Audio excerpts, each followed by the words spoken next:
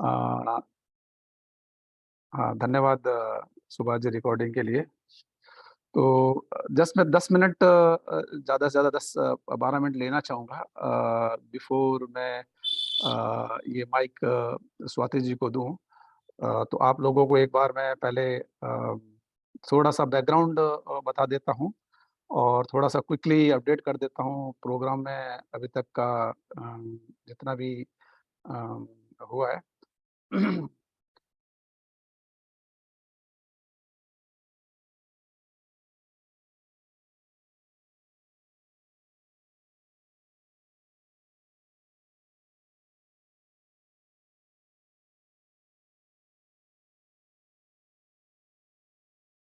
सुभाष जी, मेरी स्क्रीन नज़र आ रही है सबको? जी सर, स्टार्ट हो रही है अभी, कोई नहीं।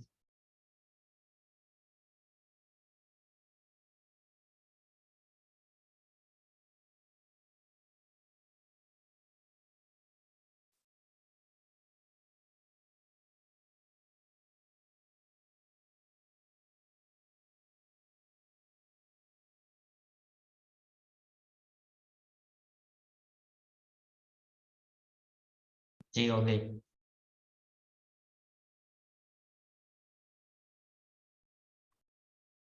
आवाज़ आ रही है? हेलो? आ रही है साहब। कोई बताएगा मेरी आवाज़ पहुँच रही है? पहुँच रही है अच्छा जी, साहब। अच्छा जी। आ रही हाँ जी, ठीक है, ठीक है, ठीक है। आ रही है रमेश ओके, जी, ओके, आ रही है। धन्यवाद।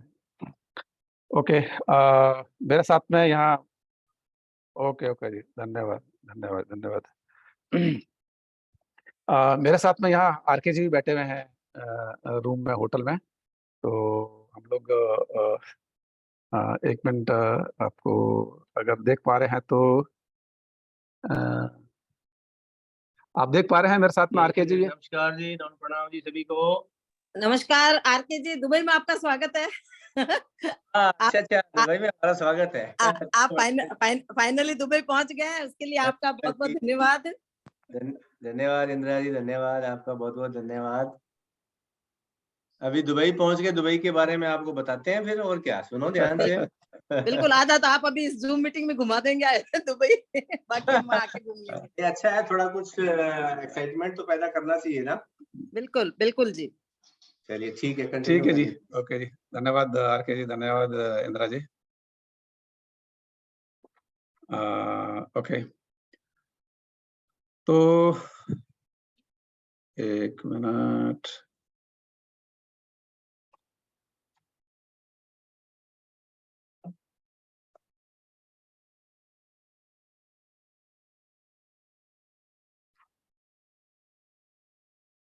ओके, चलो, विदाउट वेस्टिंग नाउ टाइम, तो पहले तो मैं आपको इस प्रोग्राम के बारे में बता देता हूँ कि हम लोगों ने ये हमारा जो कॉन्फ्रेंस है, जो ये सम्मेलन है, उसके हम लोग क्या-क्या ऑब्जेक्टिव है हमारा, और उसमें पीछे हमारा जो उद्देश्य क्या है, और क्यों प्रोग्राम कर रहे हैं, उसके पीछे थोड़ा-सा मैं आपको समराइज़ कर देता हूँ, फिर ओवरऑल प्रोग्राम की स्टेटस बता देता हूँ मैं।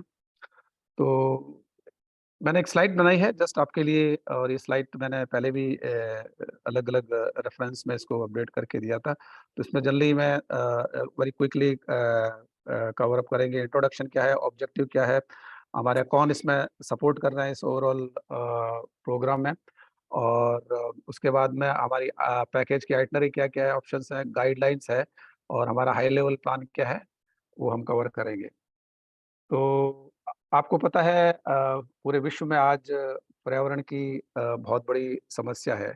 कई ऑर्गनाइज़ेशंस, कई संस्थाएँ इस पे काम कर रही है, लेकिन अभी भी कहीं पे कोई परमानेंट इसका कोई समाधान नहीं है, और इसके लिए कई लोग, सरकार भी प्रयासरत है, अलग-अलग संस्थाएँ भी प्रयासरत हैं।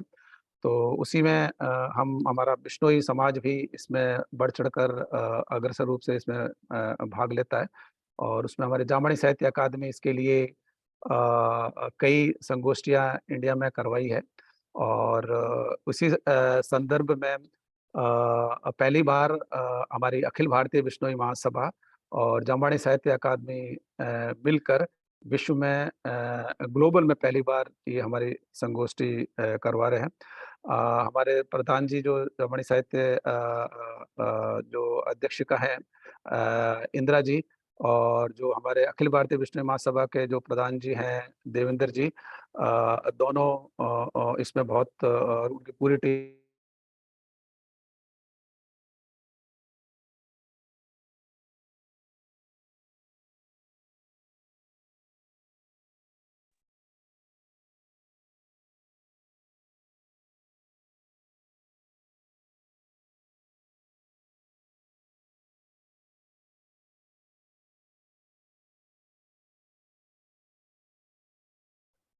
रमेश जी आपकी आवाज नहीं आ रही है। वो शायद मोबाइल नेट से बात कर रहे हैं इसलिए दिक्कत हो रही है। देवेंद्र जी, फोन मेरा फोन कट है, बंद करो तो मीटिंग चल रही है। चलो मीटिंग चल रही है।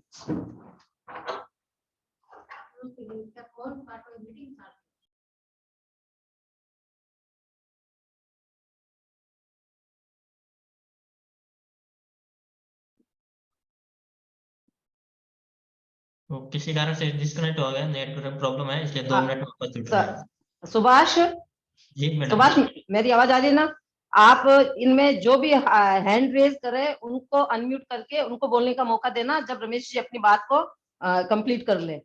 ठीक है मैडम। ठीक है ना? सारे उनको बता दो, जिन जिनको अपनी बात कहनी है वो अपना हैंड रेज कर ले उसमें, और जैसे भी तुम्हें दिखे उनको टर्न बाय टर्न उनको बोलने का मौका दें। ठीक है? ठीक है, रमेश जी बोलने के बाद बात करते हैं। हाँ हाँ हाँ, उसके बाद।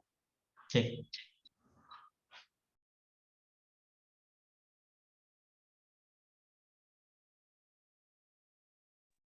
मेरी स्क्रीन नजर आ रही है? मैं डिस्कनेक्ट हो गया था। अब आवाज आ रही है मेरी?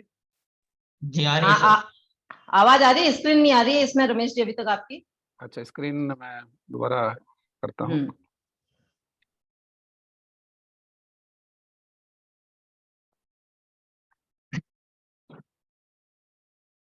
ठीक है जी, स्क्रीन शो हो रही है अभी? जी जी। अच्छा जी, तो हम बात कर रहे थे कि दुबई हमने क्यों चुना कि 192 के जो सिटीजन्स हैं वो यहाँ रहते हैं, और मल्टीपल हमारे धर्म के लोग और अलग अलग समाज के लोग यहाँ रहते हैं, और ये इसको एक मिनी वर्ल्ड कहा जाता है जैसे मैंने बताया, और यहाँ से जो चीज़ जाती है पूरे विश्व में प्रसारित होती है। तो इसका जो मेन जो हमारा ऑब्जेक्टिव है उसमें यही है कि पर्यावरण जो आज जो विश्व की समस्या है उसमें हमारे बिश्नोई समाज और जामणी साहित्य में उसका समाधान किस तरह से है, और उसके में क्या क्या ऑप्शन हैं, उसके क्या क्या उन चैलेंजेस के बारे में है, उसके बारे में हम चर्चा करेंगे।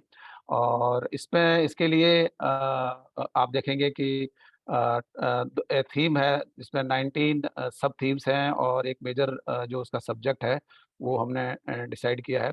और जो दूसरा इसका जो मेन उद्देश्य वो है कि पूरे विश्व में आप देखेंगे कि पेड़ों के लिए सेक्रीफाइस करने के लिए कहीं पे कोई ऐसा उदाहरण नहीं है। मैं पिछले 15 साल से देश के विभिन्न भागों में जा रहा हूँ, लेकिन मुझे कहीं पे भी पेड़ों को बचाने के लिए इस टाइप का कोई कोई सेक्रीफाइस इस टाइप की कोई घटना नहीं मिलती है। तो 363 विश्व जो खिजड़ी में हुआ था ये पूरे विश्व को बताना। और खेजड़ी जिसके लिए शहीद हुए, तो खेजड़ी यहाँ यूएई का एक नेशनल ट्री है, इसीलिए हमने एक ये भी हमारा कनेक्ट है यूएई के और इंडिया के बीच में, स्पेशली राजस्थान के बीच में। हमारी टीम है, 2 टीम जो मिलके इस पे काम कर रही है, अखिल भारतीय बिश्नोई महासभा और जामणी साहित्य अकादमी, जिसमें हमारे आप देखेंगे कि दोनों संस्थाओं के टोटल 30 हमारे इसमें विशेषज्ञ काम कर रहे हैं, जिसमें मुझे संयोजक बनाया गया है, और बाकी सदस्य हैं जो अलग अलग जो विषयों के जो है ज्ञानकार और समाज के अलग अलग जो हमारे जो मेंबर्स हैं वो इसमें हमें सहयोग कर रहे हैं।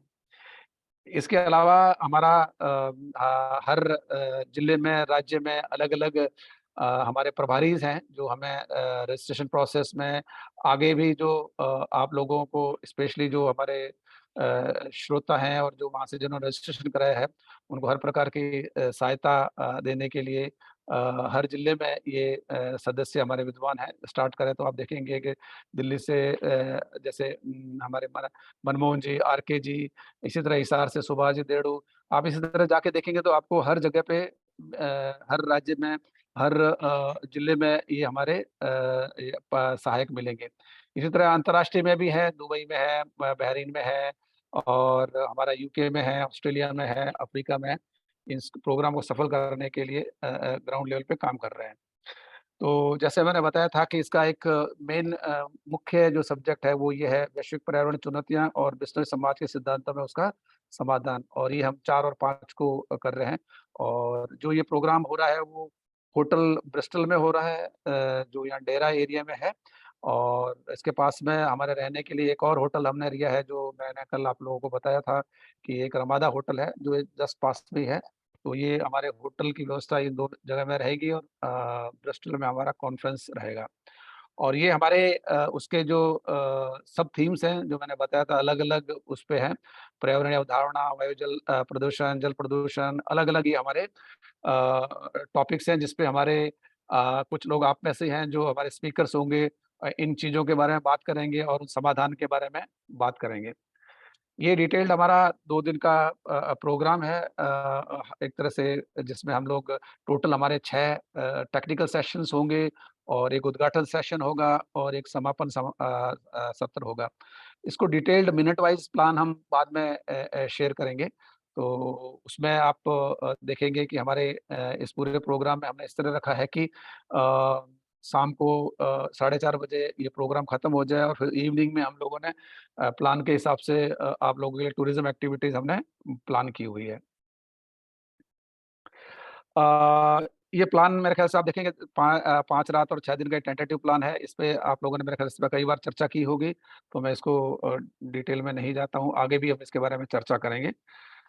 ये 3 रात और 4 दिन वाला प्लान है और ये 2 दिन वाला प्लान है जिसमें केवल कॉन्फ्रेंस की जो है इवेंट वो उसमें पार्टिसिपेट करेंगे, जिसमें लंच होगा और 2 टी ब्रेक होंगे। और जो हमारा आपके इंफॉर्मेशन के लिए इसमें कई लोगों ने सहयोग किया है। जैसे कॉन्फ्रेंस का जो पूरा खर्चा है हमारा अखिल भारतीय विष्णु महासभा के प्रधान देवेंद्र जी बूढ़िया ने किया है, जिसका खर्चा लगभग 9 से 10 लाख रुपए आता है 2 दिन का कॉन्फ्रेंस का। जो आपके जो लिया है रजिस्ट्रेशन फीस उसमें से माइनस है। इसी तरह से हमारे छोगेश जी पूनिया है जो हमारे यहाँ पे ग्लोबल विलेज है उसको और उसके साथ में जो डिनर है उन्होंने स्पॉन्सर किया है। इसी तरह हमारी दुबई टीम में हमारे सदस्य हैं, हम सब ने मिलके आपके लिए जो शाम को जो मरीना क्रूज डिनर है वो प्लान किया है। तो ऐसे हैं हम लोग और भी देख रहे हैं अगर कुछ और भामाशाह या स्पॉन्सर मिल जाए तो।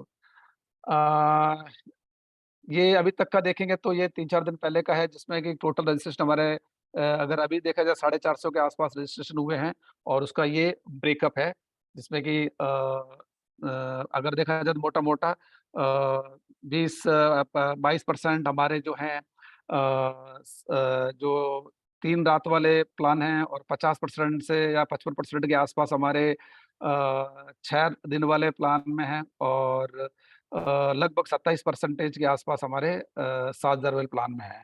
और ये रजिस्ट्रेशन हमारे देश-विदेश के कई लोग जगह से हुआ है, जोधपुर से, बाड़मेर से, बीकानेर से, हिसार से, पंजाब, हरियाणा से।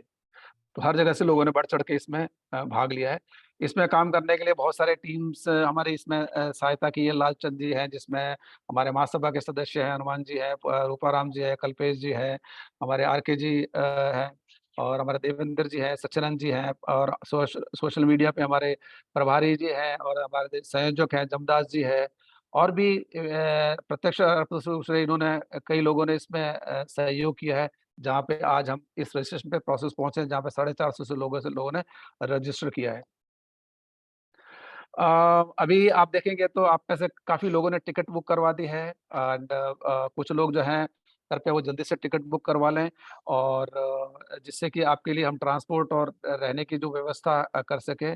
ये स्पेशल इंस्ट्रक्शंस हमारे 3 रात और 6 दिन वाले प्लान के लिए है, क्योंकि उनकी फैसिलिटीज़, उनकी जो व्यवस्था है वो हम कर रहे हैं। हमने कई ऑप्शन देख रहे हैं कि कहीं पे यूनिवर्सिटी के साथ में टाई अप हो जाए। हमारे इंडिया में अभी हमारी जो राजस्थान में जोधपुर में जैन एंड व्यास यूनिवर्सिटी है, उसके साथ में हमने कोलैबोरेशन स्टार्ट किया है। दुबई में भी हम देख रहे हैं कि कोई यूनिवर्सिटी या कोई संस्था हमारे साथ में जुड़ जाए, वो इस वीक में पता चल जाएगा। उसके अलावा आप देखेंगे, आप में से कई लोगों ने स्पीकर्स का भी है, जिसके लिए हमारी कमेटी है जो फाइनलाइज़ करेगी कौन-कौन से स्पीकर इसमें लास्ट में इसमें भाग लेंगे। हमारे देवेंद्र जी बूढ़िया जी और उनकी टीम, इंदिरा जी की पूरी टीम गेस्ट को फाइनलाइज़ करने के लिए, स्पीकर को फाइनलाइज़ करने के लिए, और भी कई सारी जो हमारी सब कमिटीज़ है, उसमें जो-जो काम हमने मिलके करने हैं, वो उसमें काम कर रहे हैं। अभी तक का मैं 1 मिनट 2 मिनट में और बता देता हूँ कि जो ओवरऑल एक्टिविटीज़ में है कि आपके लिए ऑडिटोरियम बुक हो गया, अकोमोडेशन की व्यवस्था हो गई है, फूड की व्यवस्था हो गई है, और रजिस्ट्रेशन प्रोसेस हमारा कंप्लीट हो गया है। हमारे प्रभारीज़ हैं जो अच्छे ढंग से काम कर रहे हैं, और वो आपको हर आपके जो क्षेत्र में है, कृपया अगर आपको चाहिए कुछ इन्फॉर्मेशन तो आप उनसे कनेक्ट कर सकते हैं। ब्रोशर फाइनलाइज़ हो गया है, हमारी कई चीज़ें जो है टूरिज़्म और ट्रांसपोर्ट एक्टिविटीज़ हमने फाइनलाइज़ कर ली है। और उसके अलावा जो हमारे और भी जो काम है, जैसे कि हम लोग ये देख रहे हैं कि कहीं पे स्पॉन्सरशिप मिल जाए, जिससे कि आपके सर्विस में जो है वो हम लोग इम्प्रूवमेंट कर सकें। अ, ये कुछ गाइडलाइंस हैं, और ये गाइडलाइंस हमने पहले भी कई बार डिस्कस की है, मैंने बताई है। लेकिन इस गाइडलाइंस में मैं अब यहाँ पे जो हमारी गाइडलाइन है, वो गाइडलाइन केवल ट्रैवल स्पेसिफिक गाइडलाइन के बाद में बारे में बात करेंगे। तो यहाँ पे मैं अब स्वाति जी को इनवाइट करना चाहूँगा कि जो आज का जो हमारा इस मीटिंग का जो मेन जो टॉपिक है और जो एजेंडा है, कि हमें ट्रैवल से रिलेटेड जो भी हमें जानकारी चाहिए, हमें दिशा-निर्देश चाहिए, क्या-क्या हमें कोई सामान साथ में ले जाना है, क्या-क्या हमें कोई सामान साथ में नहीं ले जाना है, किन-किन चीज़ों का ध्यान रखना है, किन-किन चीज़ों को हम करें जिससे कि हमें आगे जाके कोई समस्या ना हो। तो इसमें हमारी स्वाति जी ने पिछले कई दिनों से हमारे साथ में मिलके काम कर रही है, और इन्होंने एक बहुत ही अच्छा डॉक्यूमेंट भी बनाया है। हालाँकि वो कई चीज़ें आपको भी पता है और कई चीज़ें हम ग्रुप में भी डिस्कस कर रहे हैं, लेकिन हमने ये मीटिंग स्पेसिफिक इसलिए शेड्यूल की थी कि हम इस पे चर्चा कर सकें। कई बार चीज़ें पढ़ने से समझ में आती नहीं है, कई क्वेश्चन्स नहीं समझ में आते हैं, तो मीटिंग के माध्यम से हम उन चीज़ों को समझ सकते हैं, और कुछ भी स्पष्टीकरण चाहिए या कोई भी क्वेश्चन्स है, तो हम यहाँ पे पूछ सकते हैं। तो मैं अब इस मीटिंग में यहाँ पे मैं स्वाति जी को इनवाइट करना चाहूँगा, जो हमारे ट्रैवल पार्टनर हैं। सुभाष जी, स्वाति जी को इनवाइट कीजिए जी, प्लीज़। नमस्कार सर। नमस्कार जी। सर स्वाति हूँ, माइल्स इंस्पायर्स हॉलिडेज से। आप तो परिचित है, पर शायद काफ़ी लोग नहीं परिचित हो, तो इसलिए बता रही हूँ।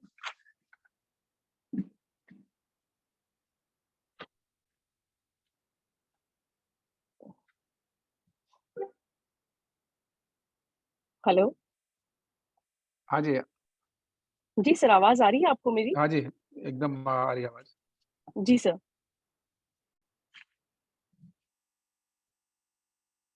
हेलो? हाँ जी, स्वाति जी आवाज़ आ रही है आपकी, यू कैन कैरी ऑन। अच्छा, ओके। किसी भी तरह का आपको कोई भी सवाल है, किसी का भी, तो आप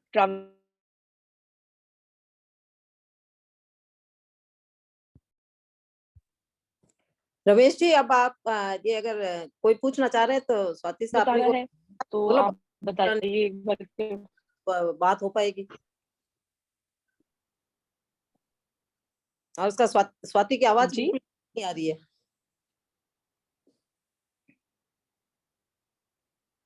स्वाति जी, आपकी आवाज़ बीच-बीच में थोड़ी-सी कट रही है। आप सुन पा रहे हैं? हेलो? हाँ जी, स्वाति जी अब आवाज़ आ रही है आपकी।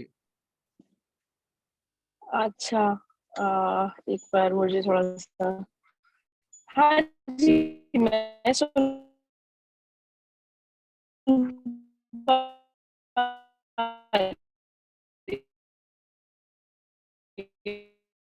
मुझे लगता है स्वाति जी कहीं बाहर हैं, उनकी नेटवर्क प्रॉब्लम है। रमेश जी, उनकी आवाज बिल्कुल ही क्लियर नहीं हो रही किसी को भी।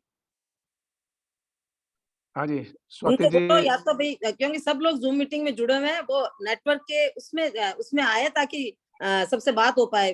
बिना नेटवर्क की प्रॉब्लम आएगी उनको। स्वाति जी को आप थोड़ा सा वो करें।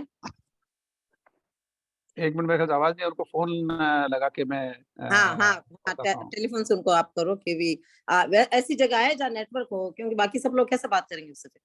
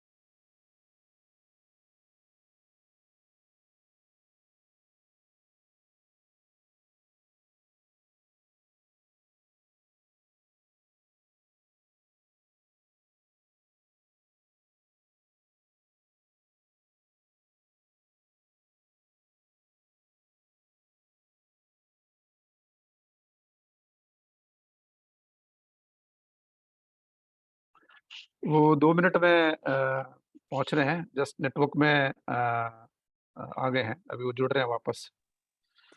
तब तक अगर आरके जी अपनी कोई बात करना चाह रहे हैं तो वो आ जाए, है ना। तब टाइम का यूटिलाइजेशन हो जाएगा। हाँ, करना चाहे मैं वैसे ये वाला जो है डॉक्यूमेंट खोल देते हैं, नहीं तो आरके जी आप जुड़े हुए हैं? अच्छा, हाँ, आरके जी बैठे हुए हैं, आरके जी भी स्टार्ट कर सकते हैं जब तक स्वाति जी आते हैं। हाँ हाँ जी। हाँ जी, क्या मेरी बात सुन पा रहे हैं? हाँ, आ रही है आरके जी आवाज आपके। नमस्कार, नमस्कार जी, सभी को बहुत-बहुत नमस्कार। वैसे तो स्वाति जी पूरा बताएँगी, लेकिन दुबई में मैं काफ़ी साल रहा हूँ, तो 12 साल मैंने दुबई में ही बिताए हैं, तो थोड़ा बहुत मैं दुबई के बारे में जानता हूँ। तो अभी वैसे तो देखो अलग-अलग है, एक तो ट्रैवल का है कि आप आते टाइम क्या चीज़ों का ध्यान रखें, क्या-क्या चीज़ें आप लेके आएँ और क्या आप वापस ले जा सकते हैं, चाहे वो कोई गोल्ड है या कोई इलेक्ट्रॉनिक आइटम है या वेट है, ये सारे वो टेक्निकल चीज़ें आपको स्वाति जी बता देंगी। मैं तो दुबई के बारे में आपको थोड़ा बता देता हूँ, घूमने के बारे में बता देता हूँ कि दुबई जो है यहाँ इस टाइम मौसम बहुत बढ़िया है और करीब 20 डिग्री के आसपास तापमान रहता है। बहुत ही अच्छा मौसम है, अच्छी हवाएँ चलती हैं और समुद्र के किनारे है, एक तरफ रेगिस्तान है, एक तरफ समुद्र है। तो आप लोग जब सब आओगे तो अच्छा आनंद लेंगे। स्वाति जी आ जाए तो बता देना, ठीक है? रमेश जी, स्वाति जी आए तो बता देना। ओके, तो बाकी यहाँ पे जो हमारा शेड्यूल बनाएँगे, वो शेड्यूल हम सबसे शेयर कर देंगे। अभी तो प्रोविज़नल शेड्यूल बनाया हुआ है कि जैसे कि हमें क्या डेज़र्ट सफारी जाना है, ग्लोबल विलेज जाना है, सिटी टूर तो है ही है और उसके बाद में आपका बाकी जगह जैसे बुर्ज खलीफा देखना है और ये सब चीज़ें उस टूर में आ जाएँगी क्योंकि इसमें तो सारा कुछ फिक्स होगा तो आपको ज़्यादा कोई ऑप्शन उसमें नहीं होगी। तो सब जगह आप आराम से उसमें आपको घुमा दिया जाएगा, कोई दिक्कत नहीं होगी और बाकी स्वाति जी भी आ गई हैं, स्वाति जी आपको पूरी टेक्निकल चीज़ बताएँगी कि क्या-क्या आप ले जा सकते हैं, आपको क्या सावधानी बरतनी चाहिए, आपको कुछ कैश कहाँ से कन्वर्ट कराना है दिरहम में और कोशिश करें कि आपका जो डलवा दें तो आप अपने परिचित से, यहाँ वालों से आप टच में रहेंगे? तो बाकी स्वाति जी बताएंगी। धन्यवाद। सुभा जी उनको अनम्यूट कीजिए, स्वाति जी को। हो गया वो हो unmute- गया हो गया हो गया सर। ओके, जी सभी को जो Perfect. मीटिंग में है सबको नमस्कार। मैं स्वाति हूँ माइल्स एंड स्माइल्स हॉलीडेज से। आपका फ्लाइट का, वीजा का, ये सारा जो काम है ये रमेश जी ने मेरे को सुपुर्द किया है और आशा कर रही हूँ कि मैं ठीक से कर पा रही हूँ इस काम को और आप लोगों को इसमें सेटिस्फैक्शन है। और वैसे हम ट्रैवल प्लानर्स हैं, तो बेसिकली हम लोग सभी तरह के ट्रैवल डिजाइन करते हैं, इंटरनेशनल एंड डोमेस्टिक। तो काफी सारी कंट्रीज हम लोग ट्रैवल करते हैं। तो Dubai is like a second home. तो अगर इससे रिलेटेड जो भी बेसिक ट्रैवल क्वेश्चंस रहते हैं वो मैं एक बार एड्रेस कर देती हूँ। उसके बाद आपका कोई स्पेसिफिक क्वेश्चन है तो आप बिल्कुल पूछ सकते हैं। स्टार्ट करते हैं क्योंकि बहुत सारे लोग फर्स्ट टाइम ट्रैवलर्स होंगे, बहुत सारे लोग बहुत बार ट्रैवल कर चुके होंगे, तो उनके लिए एयरपोर्ट्स भी नई बात नहीं है, उनके लिए विदेश भी नई बात नहीं है। लेकिन बहुत सारे लोग ऐसे होंगे और क्वेश्चंस भी उन्हीं लोगों के होंगे जो फर्स्ट टाइम ट्रैवलर्स हैं। तो फर्स्ट टाइम ट्रैवलर्स के लिए सबसे पहले तो हम लोगों ने अपना जो पेपर शेयर किया था इंफॉर्मेशन का, उसमें भी लिखा था कि आजकल जो एयरपोर्ट्स है वो साइलेंट एयरपोर्ट्स है। तो उनको जो भी लोग जा रहे हैं, जैसे जो ग्रुप में जा रहे हैं उनके साथ तो काफी सारे लोग होंगे, लेकिन जिन लोगों ने सिंगल टिकट्स हैं, डबल टिकट्स हैं, अलग से जा रहे हैं, उन लोगों के लिए स्पेशली बता रही हूँ कि कई बार होता है कि हम लोग टर्मिनल मिस कर जाते हैं या हम लोग बोर्डिंग गेट्स मिस कर जाते हैं और इधर उधर होने की या ड्यूटी फ्री शॉप्स में होने की वजह से फ्लाइट का टाइमिंग नहीं चेक कर पाते एग्जैक्टली। तो प्लीज थोड़ा सा इसको ध्यान दीजिएगा। वहाँ जगह जगह पे डिस्प्ले वो बोर्ड्स लगे हुए हैं जहाँ पे आपकी फ्लाइट का इन्फॉर्मेशन कंटिन्यूसली डिस्प्ले होता रहता है, तो उनको जरूर चेक कीजिएगा और वहाँ उसके अकॉर्डिंगली ही कहीं पे भी इधर उधर घूमने जाने का ट्रैवल प्लान अपना वो प्लान कीजिएगा आप। सेकेंडली सबका क्वेश्चन है कि वेट लगेज वगैरह के लिए क्या रहता है। जिन लोगों ने सिर्फ कैबिन लगेज के साथ में फ्लाइट ली है उनको सिर्फ एक पीस लगेज का ले जाना अलाउड होगा। फिर चाहे वो छोटा सा बैग हो, चाहे आपका एक नॉर्मल जो कैबिन साइज का एक सूटकेस आता है, चाहे वो हो चाहे एक छोटा बैग हो, लेकिन वो एक बैग ही अलाउड होगा। तो प्लीज इस चीज का ध्यान रखिएगा। फिर चेक इन में देने के लिए आपको, और अगर बहुत बड़ा सूटकेस भी साइज में मत लेके जाइएगा कैबिन के अंदर, नहीं तो वो भी आपका चेक इन में लेके जाना पड़ेगा, क्योंकि कैबिन में जो सीट के ऊपर की स्पेस होती है वहां रखना पड़ता है। अगर उसमें फिट नहीं हुआ तो आपको उसको चेक इन में डालना पड़ जाएगा। तो ये एक चीज हो गई। चेक इन के अंदर अलग अलग एयरलाइन का अलग अलग स्पेसिफिकेशन रहता है। कोई 25 किलो अलाउ करती है, कोई 30 किलो अलाउ करती है। ओवर लिमिट होते ही आपको वहां पे एक्स्ट्रा चार्ज पे करना पड़ता है। तो अकॉर्डिंगली थोड़ा बहुत देख लीजिएगा कि ज्यादा ओवरवेट नहीं हो अपना लगेज। थर्डली सब लोगों का बहुत बड़ा सवाल है कि कितना सोना वहां से ला सकते हैं। तो बहुत इम्पोर्टेंट और बड़ा सवाल है कि सोना जो परमिसिबल लिमिट है वो 2 तोला है मेल्स के लिए और 4 तोला है फीमेल्स के लिए। ये परमिसिबल लिमिट है वहां से गोल्ड लेके आने की। कोई भी तरह की शॉपिंग आप करें, चाहे वो गोल्ड की हो, चाहे कॉस्मेटिक्स की हो, चाहे इलेक्ट्रॉनिक्स की हो, कपड़ों की शॉपिंग में भी रहता है कि अगर आप वहां पे कोई बिल बनवा रहे हैं, वैट रिफंड मिलता है। तो अगर आपका वैल्यू जो है बिल का वो सिग्निफिकेंट है, बड़ा है, आपको लगता है कि इसका वैट रिफंड भी कुछ हजारों में हो सकता है, तो बिल्कुल वो पेन लीजिए कि वैट रिफंडेबल वाला बिल बनवाइए काउंटर से। और वापस आपको एयरपोर्ट के ऊपर जब आपका बोर्डिंग पास बन जाता है उसके बाद में आपका एक वैट रिफंड काउंटर रहता है। अगर आपको नहीं मिल पा रहा है, आप किसी भी एयरपोर्ट स्टाफ को पूछ सकते हैं कि कहाँ रहता है, वहां जाके आपका ये वैट रिफंड का वो आप करवा लीजिए। तो वो आपको या तो आपने जिस कार्ड से शॉपिंग किया है उस कार्ड में रिटर्न कर देंगे, कई बार कैश में भी दे देते हैं अगर बहुत बड़ा अमाउंट नहीं है तो, और अदरवाइज आपकी अकाउंट डिटेल्स लिख के उसमें भी शेयर कर देते हैं। ये हो गया वैट रिफंड। टेम्परेचर वहां का रमेश जी ने आपको बताया ही होगा, हम लोगों ने भी शेयर किया था कि ऑलमोस्ट 13-14 डिग्री से लेके 20-25 डिग्री तक वेरी कर रहा है। हो सकता है कुछ लोगों को विंटर्स का थोड़ा सा ज्यादा इफेक्ट फील होता हो, तो एक हल्का शॉल, हल्का स्वेटर ये साथ में रख लेना ठीक रहेगा। Ramesh ji, am I right in this topic? मतलब हाँ जी, हाँ सही हाँ है, जी, सीक्वेंस एड्रेस करेगा। नहीं सही बता रहे हैं। मैं एक जी काम करता हूँ, वो स्क्रीन भी शेयर कर देता हूँ, जिससे कि जिसकी बात कर रहे हैं आप, वो लोग उससे कनेक्ट हो सकें। स्पेसिफिकली जो 2 डॉक्यूमेंट शेयर किए हैं, जी तो मेरे ख्याल से जो फर्स्ट जो बात कर रहे हैं, हम इस डॉक्यूमेंट पे बात कर रहे हैं, तो वन बाय वन इन सभी को हम लोग एक हाँ बार रीड कर लेते हैं, समझा देते हैं, वो ज़्यादा इफ़ेक्टिव होगा। जी ठीक है, तो आप मेरे ख्याल से यहाँ से एयरपोर्ट से संबंधित आपने बता दिया, साइलेंट एयरपोर्ट का हो गया है, बैग जी का बता दिया है। जी एंड ये उसके बाद में मेरे ख्याल से यहाँ से अब थोड़ा एक बार वापस बता दीजिए, सिगरेट और हाँ तंबाकू ये चीज़ें हैं कुछ, और फिर आगे सिगरेट हम तंबाकू, बाय हाँ वन चलेंगे, वो ज़्यादा रहेगा। जी सिगरेट और तंबाकू, कई लोगों का सवाल आया था, मेरे पास भी पर्सनल भी आया था कि अगर किसी लोगों को इस तरह की रिक्वायरमेंट रहती है तो क्या अलाउड है या नहीं है। इसके लिए जो परमिसिबल लिमिट है वहाँ की गवर्नमेंट की, एयरपोर्ट्स की, वो सिगरेट के 400 पीसेस, मतलब 400 सिगरेट्स तक अलाउड है। सिगार यूजुअली पता नहीं कोई लोग यूज करते हैं नहीं, 50 सिगार्स अलाउड है। तंबाकू के लिए सिर्फ 500 ग्राम से कम रखना है उसका जो नहीं, क्वांटिटी है। तंबाकू वाला तो आप रहने दीजिए, बेटर रहेगा जी। सर मैं तो रहने ही दूंगी, पर लोग ले जाना चाहते हैं और पूछ रहे नहीं, हैं। अच्छा नहीं लगता, मैं अच्छा नहीं तो लगता। रहने ही दिया हुआ था।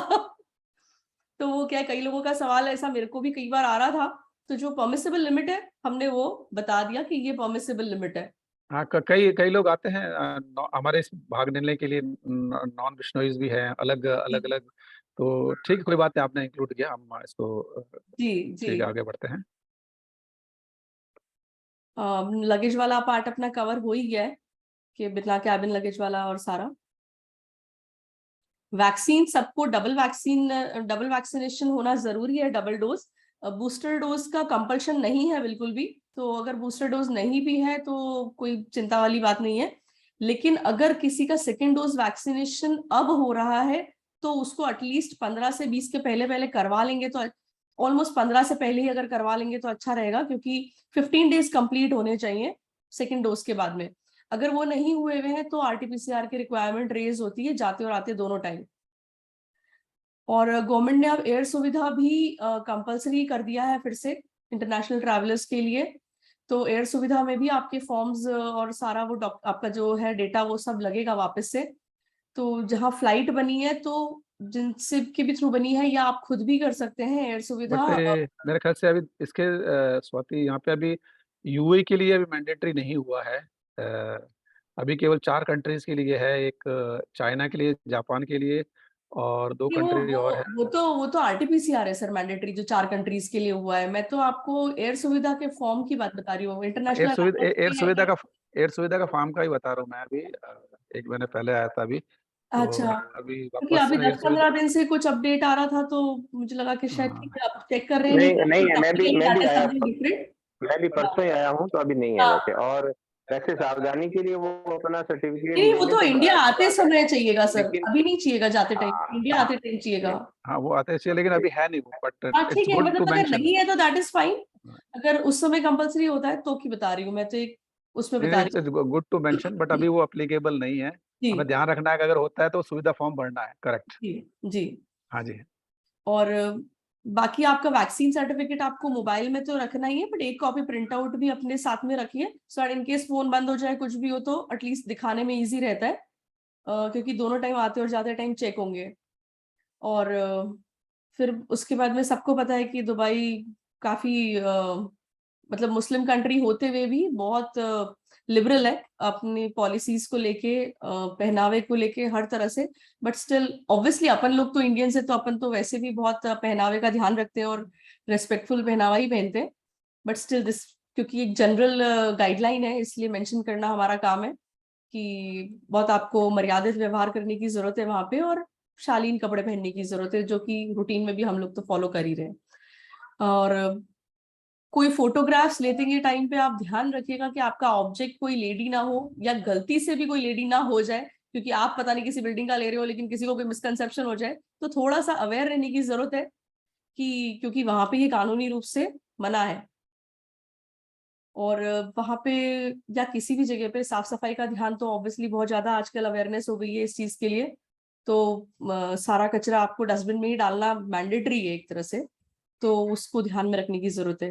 टेम्परेचर्स पे हम पहले ही बात कर चुके हैं ऑलमोस्ट। ये जो सही है, यहाँ पे इन चीज़ों पे स्पेशली जो साफ सफाई और जो हाइजीन वाला फैक्टर और जो फोटोग्राफी वाला है, बहुत ही हमें ध्यान रखना है। स्पेशली जब हम फोटो लें और जब हम रास्ते में कहीं पैदल चलें या बस में हो या ट्रेन में हो या कहीं पे भी हो, तो हमें इन चीज़ों का बहुत ध्यान देना है। यहाँ पे कानून बहुत उससे रिलेटेड है, अगर आपने कुछ भी गलती की तो आपके ऊपर फाइन लगेगा। ऐसा नहीं है इंडिया में जैसे हम लोग आजकल तो खैर वैसा नहीं है, नहीं, और लोग आजकल थूकते तो सर आजकल वहां तो ये थूकते भी है नहीं ना, है, लेकिन यहाँ ध्यान रखें कि आपको थूकना वगैरह यहाँ पे इस तरह से अलाउ नहीं है। और if you caught then you will also get a fine as well, immediately मिल जाएगा। तो आप ध्यान रखिएगा इन चीजों का यहाँ पे। और थैंक्स मैडम। ऐसा मत सोचिए कि पुलिस दिख नहीं रही है तो पुलिस है नहीं। सीसीटीवी कैमरास, सर्वाइलेंस कैमरास हर जगह है। सो वहां बहुत कम देर लगती है कहीं पे भी पुलिस को पहुंचने में, दिखती कहीं नहीं है। राइट। और मोबाइल नेटवर्क्स की और रोमिंग की अगर हम बात करें, जिन लोगों को अगर इंटरनेशनल रोमिंग करवाना है तो प्रेफरेंस मेरा ये रहता है कि आप यहाँ से करवा के लेके जाएं। वहाँ या तो आप अगर एयरपोर्ट पे कोई सिम लेना चाहें, जो मैट्रिक्स वगैरह कई लोग देते हैं, पर कई बार चल जाती है, कई बार ऐसा भी होता है कि नहीं चलती है। तो अगर चांस लेना चाहते हैं तो that is a different story. Otherwise अपना डेटा कार्ड, अपना ये डेटा वगैरह जो है ये एक्टिवेट करवा के लेके जाए। एयरपोर्ट्स पे, होटल्स में, कोई भी मॉल है, कोई भी बिल्डिंग स्ट्रक्चर है, वहां पे जनरली सब जगह पे वाईफाई रहता है और मोस्टली फ्री वाईफाई रहता है। तो वहां जाके आप अपना डेटा तो पेयर कर सकते हैं उसके साथ में। लेकिन अगर कॉलिंग वगैरह के लिए जरूरत है तो 7 दिन के प्लान आजकल हर कंपनी दे रही है कि 7 डेज का रोमिंग आप करवा सकते हैं। जियो का हम लोगों ने पर्सनली एक्सपीरियंस किया था कि सस्ता था एज कम्पेयर टू एयरटेल और दूसरी कंपनीज के लिए। तो जिनका जियो है वो चेक करना चाहे तो प्राइसेस पहले चेक कर सकते हैं। और ये बाकी बेटर है आप वहीं से लेके आएं। डेटा की हाँ, जरूरत पड़ेगी आपको यहाँ पे, हो सकता है आपस में आपको। कोऑर्डिनेट करने के लिए कई बार बहुत जरूरत पड़ जाती है, यस। क्योंकि बड़ी बड़ी जगह है, कहीं पे कोई मिस हो जाए तो प्रॉब्लम रहता है। और एटलीस्ट नहीं भी लिया है सबने, अगर डेटा नहीं लिया है तो भी सबको एटलीस्ट इतना अवेयर कीजिए अपने आसपास वालों को कि वो वाईफाई पे पेयर करना जरूरी है। क्योंकि कोई भी एक जना मिस हो रहा होगा तो उसको ढूंढने में आपका आधा दिन निकल सकता है, अगर दुबई मॉल जैसी जगह में आप हो तो करेक्ट। लोकेट करना मुश्किल हो जाएगा। तो अगर सबको आता है वाईफाई पे कॉलिंग वगैरह का तो वो ज्यादा अच्छा रहेगा।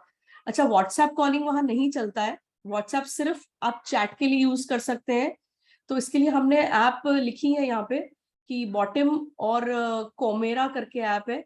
आप को लिख के भी दिया है, आप उसमें चेक करके उसको डाउनलोड कर लीजिए।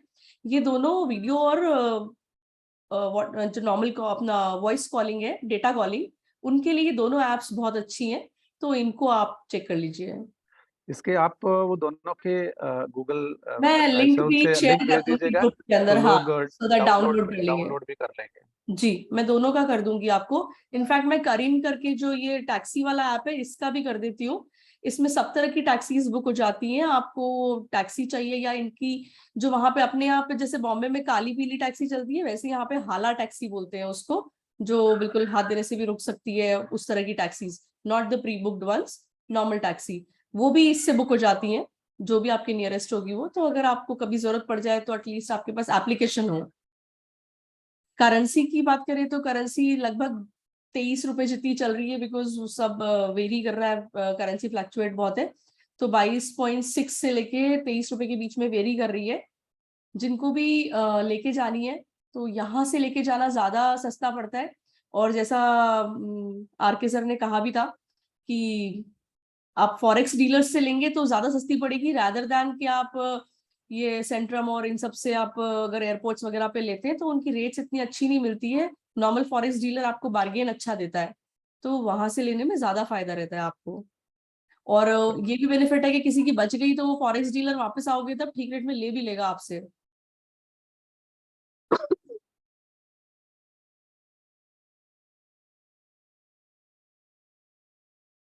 शॉपिंग पे बाकी वैट रिफंड के बारे में हमने बता ही दिया है पहले ही। और गोल्ड के बारे में भी हम बता चुके हैं कि 2 तोला और 4 तोले का परमिसिबल लिमिट है, जो मतलब कस्टम फ्री है बेसिकली। और ड्यूटी फ्री से अगर आप कुछ भी शॉपिंग कर रहे हैं एयरपोर्ट पे, जब आपका चेक इन लगेज जा चुका है, उसके बाद में जब आप एयरपोर्ट में लाउंजेस के उधर आते हैं और वहां आपको जो शॉप्स मिलती है वो सब ड्यूटी फ्री शॉप्स है, उनसे उनको आप ले जाते हो कहीं पे भी तो उसका आपको एक्स्ट्रा कोई ड्यूटी नहीं पे करना पड़ेगा, वो ड्यूटी फ्री है। वहां पे भी काफी सारी चीजें मिलती है, वो अगर आप लेते हैं तो वो आपके लगेज में भी काउंट नहीं होती है, आपके एक पासपोर्ट के ऊपर मिलती है वो सारी चीजें। तो आपको शॉपिंग करने जाने के टाइम पे ड्यूटी फ्री के लिए अपना पासपोर्ट अपने पास रखना जरूरी है। वो भी डिस्काउंटेड रेट पे मिलती है, ड्यूटी फ्री जो शॉपिंग होता है वो भी डिस्काउंटेड रेट पे होता है एयरपोर्ट्स पे, तो वो भी आप देख सकते हैं। अगर कोई गारमेंट है, लिकर है, कुछ भी दूसरी चीजें, कॉस्मेटिक्स है, ये सब चीजें वहां पे ठीक रेट में है और ओरिजिनल मिल जाती है, इसकी श्योरिटी होती है कि ओरिजिनल मिल जाएगी। इनफैक्ट इलेक्ट्रॉनिक्स भी कई लोग ड्यूटी फ्री से लेते हैं। एक ये दूसरा डॉक्यूमेंट भी है, आई थिंक वो डॉक्यूमेंट तो हमने अप्रूव कर लिया। दूसरा ये वर्ड डॉक्यूमेंट है, इसको भी हम 1 बाय 1 गो थ्रू कर लेते हैं। जी इसमें स्पेशली मेंशन किया हुआ है क्या क्या अलाउ है, क्या क्या नहीं है।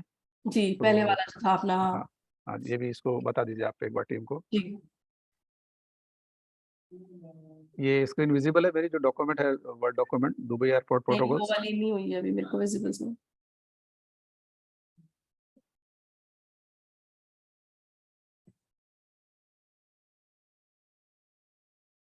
हाँ ठीक है। वर्ड डॉक्यूमेंट वो विजिबल है, दुबई एयरपोर्ट हाँ प्रोटोकॉल वाला। हाँ, ठीक है, इसको आप स्क्रॉल डाउन कर दीजिए थोड़ा सा।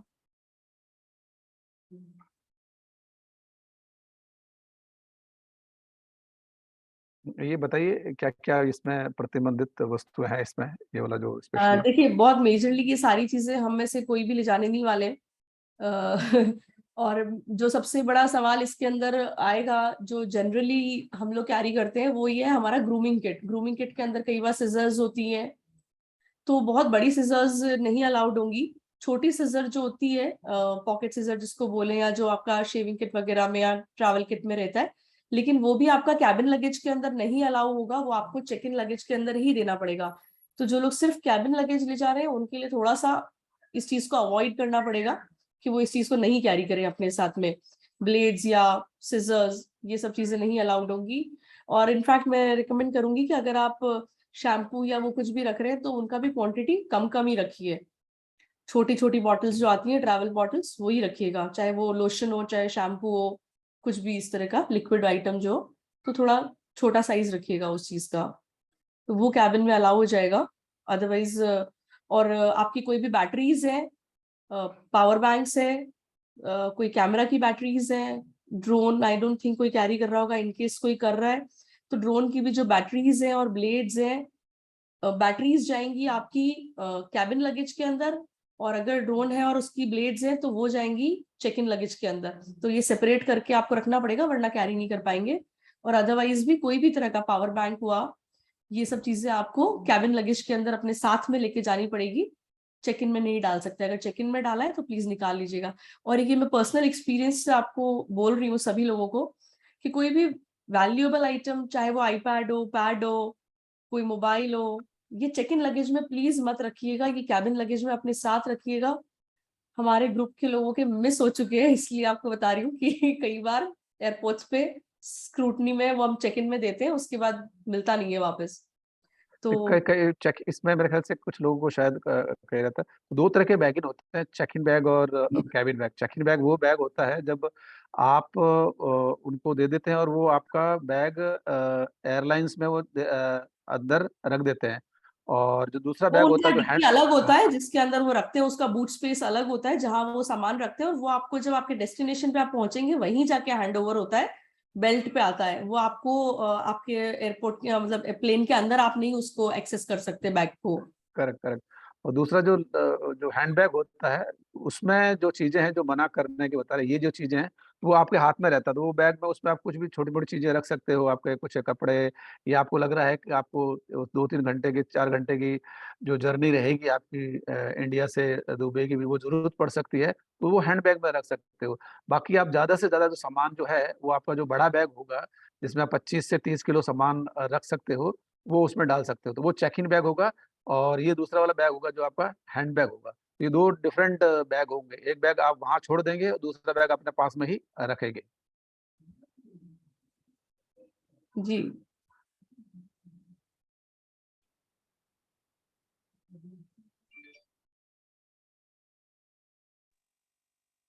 राजेश जी, रमेश जी, मेरे हिसाब से अब काफी जानकारी तो आपने और स्वाति ने दे दी है।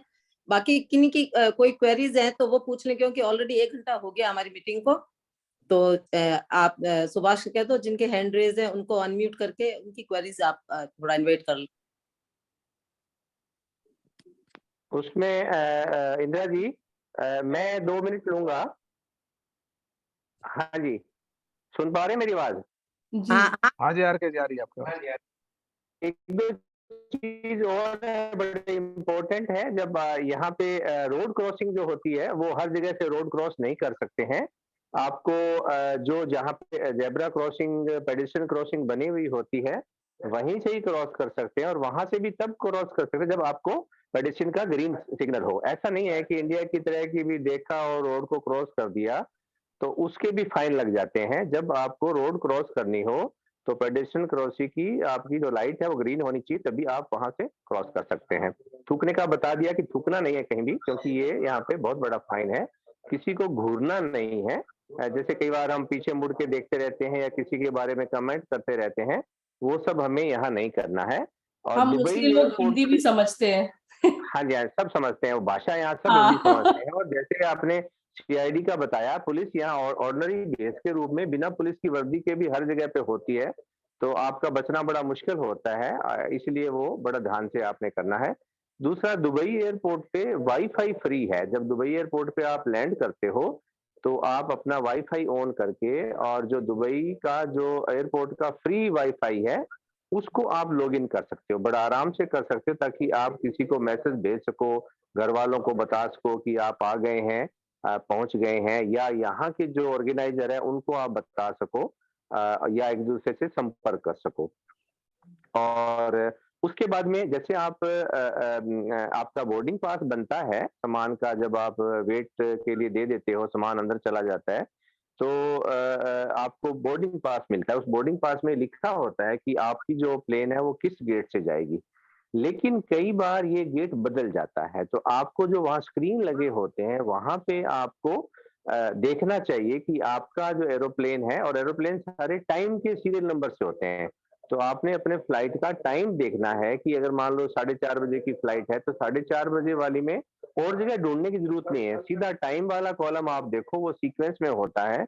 उसके आपके आगे आपकी फ्लाइट नंबर होता है, और फ्लाइट कहाँ जा रही है वो होता है। उसके आगे लिखा होता है कि आपकी फ्लाइट कौन से गेट से जा रही है, और वो फिर आराम से वहां। और फिर ये अगर आपने वेब चेक इन करवाया है, या आपने टिकट जो बुक करवाई है ऐप से करवाई, जहां आपने डिटेल डाली हुई है, तो ये गेट का, लगेज का, ये सारी की सारी चीजें आपको मैसेज से भी मिल जाती हैं, और आपको ईमेल से भी मिल जाती है कि आपका लगेज आपका आगे आ गया है, या आपका जो है ये गेट कौन सा है। उसके बाद में जैसे ही आप उतरते हो वहां दुबई एयरपोर्ट पे, तो लेफ्ट साइड में जितनी भी लाइनें लगी होती है, वो सारी टूरिस्ट वीजा वालों की होती है। वहां पे आप आराम से लाइन में लग के, और आपको वो आपका पासपोर्ट चेक करके और वीजा चेक करके आपको अलाउ करते हैं। उसके बाद में आप जाते हो अपना सामान इकट्ठा करने बेल्ट कन्वेयर पे। तो जो बेल्ट कन्वेयर कौन से बेल्ट कन्वेयर पे आपकी फ्लाइट आई है, वो भी बोर्ड के ऊपर लिखा होता है। आजकल एयरलाइन में अनाउंस नहीं करते हैं, तो वो बोर्ड आप देखें कि आपकी फ्लाइट का सामान कौन से बेल्ट कन्वेयर पे आया, तो उस बेल्ट कन्वेयर पे आप जाके और आप अपना सामान ले सकते हैं। कई बार सामान एक जैसा होता है, तो आप कोशिश करें कि आप उस पे कोई निशानी छोड़ें। जैसे आप अपना नाम लगा दिया, स्टिकर लगा दिया, कोई धागा बांध दिया, कोई लीरा, इस तरह से, ताकि आपको याद रहे कि आपका सामान कौन-सा है। तो और दूसरा, फिर भी अगर डाउट हो, तो जो आपको बोर्डिंग पास मिलेगा, उसमें आपका लगेज का नंबर का पर्ची मिलेगा, और वही पर्ची आपके सामान के ऊपर भी लगी हुई होगी, तो उससे भी मिलान आप कर सकते हैं। और जो लगेज में आपका सामान जाता है, जिसको हम चेक इन लगेज कहते हैं, वो अलग-अलग फ्लाइट के हिसाब से होता है। आप अपनी टिकट में चेक करें कि वो कितना अलाउड है, 25 किलो है या 30 किलो है। वहाँ से जब आप आ रहे हो तो ज़्यादा कपड़े लाने नहीं है तो आपका सामान ज्यादा नहीं होगा, कम लाएं ताकि जाते टाइम आप अपना साथ शॉपिंग वगैरह कोई सामान आप ले जाएं। और वो जो चेक इन बगैर जो आपका जो होता है उसमें लोग वाला कई बार वो दिक्कत करते हैं, ये हैं। और वो ऐसा गोल गट्ठल जैसा नहीं होना चाहिए, प्रॉपर वो या तो आपकी अटैची टाइप का ही होना चाहिए या फिर कार्टून टाइप का होना चाहिए। और इस तरह से, और जो हाथ वाला जो बैग होता है जिसको केबिन बैग कहते हैं, उसमें 7 किलो ही अलाउड होता है, आप 7 से ज़्यादा उसमें सामान ना रखें। और 4 घंटा पहले आपने एयरपोर्ट पे पहुँचने का आजकल रूल बनाया हुआ है, तो आप जो आपकी फ्लाइट का टाइम है उससे पहले 4 घंटा पहले आप आ जाएँ। बस यही है। और बैटरी वाला इन्होंने 2 बार बताया है, मेरे साथ भी ऐसा हो चुका है, मैं फिर बता रहा हूँ, जो फ़ोन चार्ज करने की बैटरी है उसको बड़ी टैची में, सामान वाली में, आप चेक इन वाले में नहीं डालें, उसको हाथ वाले आप बैग में ही आप रखें। और हाथ वाला बैग आपके पास कोई नहीं है तो आप छोटा-मोटा जैसे पिट्ठू बैग है या लैपटॉप बैग है, वो आप ले सकते हैं। तो इतना ही था, अब बाकी बता दिया है। और सर आपको जो भी शंका होगी वो बता दीजिए। सर हाँ जी, इसमें अगर कोई मेडिकेशन हाँ जी, ले रहे हैं ना, तो एक प्रिस्क्रिप्शन उस डॉक्टर का साथ में रखना वो मेडिसिन का, बिल्कुल। वो ठीक रहता है। बिल्कुल, बहुत अच्छा पॉइंट बताया है। बहुत सारी बहुत सारी दवाइयाँ यहाँ पे बैन हैं। जैसे खासकर जैसे कभी खासकर किसी की कोई मेडिसिन होती है पर उसका कोई कंटेंट बैन हो सकता है कि हाँ, उसमें कोई हाँ, कंटेंट हो जो बैन हो। तो इसमें हाँ, प्रिस्क्रिप्शन हाँ। पे लिखा हुआ रहेगा तो ज्यादा अच्छा रहेगा, कोई भी मेडिसिन। डॉक्टर की उसमें जो प्रिस्क्रिप्शन है वो साथ में रखें, और बिल का जो दवाई का बिल है वो भी साथ में रखें। और जो काफी चीजें जो प्रतिबंधित है, स्पेशली जो हमारा कुछ लोग जो अगर कुछ छोटा मोटा कुछ लेते हैं, कुछ नशा करते हैं, जो स्पेशली जैसे कुछ ड्रग्स करते हैं, जैसे कि खसखस है, कोकीन है, जो हालांकि उन्होंने कोई उस पे पूरी डिटेल मेंशन की हुई है, स्वाति जी ने उसमें, खसखस, कोकीन, हशीश, हेरोइन, बतीब्रह्म की गोलियां, ये सभी चीजें यहाँ पे पूर्ण रूप से प्रतिबंधित है। और अगर किसी के आई पास थिंक में ये ये पाई आपका गई अपेंडिक्स तो वगैरह भी आ ये जाएगा। कानून के खिलाफ से यहाँ पे उसमें कार्रवाई होती है। तो आप जरा जरूर इस पे अवश्य ध्यान दें कि आप अपने साथ में कोई गलती से भी कोई चीज, ऐसी चीज न आए जो कि यहाँ पे आने के बाद में आपको किसी समस्या में समस्या आपके लिए पैदा कर सकती है या आपकी समस्या में फंस जाए। तो इन चीजों का जरूर जरूर ध्यान रखें। और जो भी कोई मेडिसिन ले रहे हैं तो क्वांटिटी में अपने साथ लेके चले जाइए। कई बार दूसरी कंट्रीज में विदाउट प्रिस्क्रिप्शन मेडिसिन या वहां के डॉक्टर के प्रिस्क्रिप्शन के बिना मेडिकल स्टोर्स मेडिसिन नहीं देते हैं। तो जो भी आपकी मेडिसिन है, जितनी सफिशिएंट क्वांटिटी में आपको चाहिए वो साथ लेके ही जाइए, वहां जाके खरीदना हो सकता है मुश्किल हो जाए। बिल्कुल सही है, जैसे शुगर की है, जैसे बीपी की है, जो रेगुलर आप मेडिसिन लेते हो, रेगुलर है वो वो। डॉक्टर का पर्चे के साथ में अपनी जितने दिन के लिए आप आ रहे हैं उतने दिन के लिए आप अपना वो साथ में ले आएंगे तो आपको आसानी रहेगी। और एक पॉइंट है सर, जनरली जैसे होटल में जो लोग स्टे कर रहे हैं, होटल में रूम के अंदर पानी मोस्टली आधा लीटर का बॉटल रहता है। आई डोंट नो अभी आपका क्या एग्रीमेंट है। अनलिमिटेड नहीं देते हैं, एक रूम में पर डे 2 बॉटल्स यूजुअली देते हैं। तो हम लोग अपने जो भी गेस्ट वगैरह जो भी रहते हैं उनको जनरली यही बोलते हैं कि हर होटल के पास में एक सुपर स्टोर जनरली है ही है। मोस्टली आप देख लीजिए हर होटल के पास में आपको सुपर स्टोर मिलेगा जरूर। वो सुपर स्टोर पे 1-1, 2-2 लीटर की बड़ी बॉटल्स, क्योंकि हमारे यहाँ के लोगों को थोड़ा पानी ज्यादा चाहिए होता है, तो वो हम लोग तो पूरे क्रेट्स ले लेते थे दिन भर के लिए। तो अगर उस तरह का कुछ लगता है तो वो इकोनॉमिक पड़ता है होटल से पानी का बॉटल लेने से, काफी इकोनॉमिक रहता है वो। तो वो एक बार जरूर देख सकते हैं। तो सुभाष, राजा राम जी कुछ बोलना चाह रहे हैं। राजा राम जी धनिया साहब, उनका वो अनम्यूट करो। जी मैडम।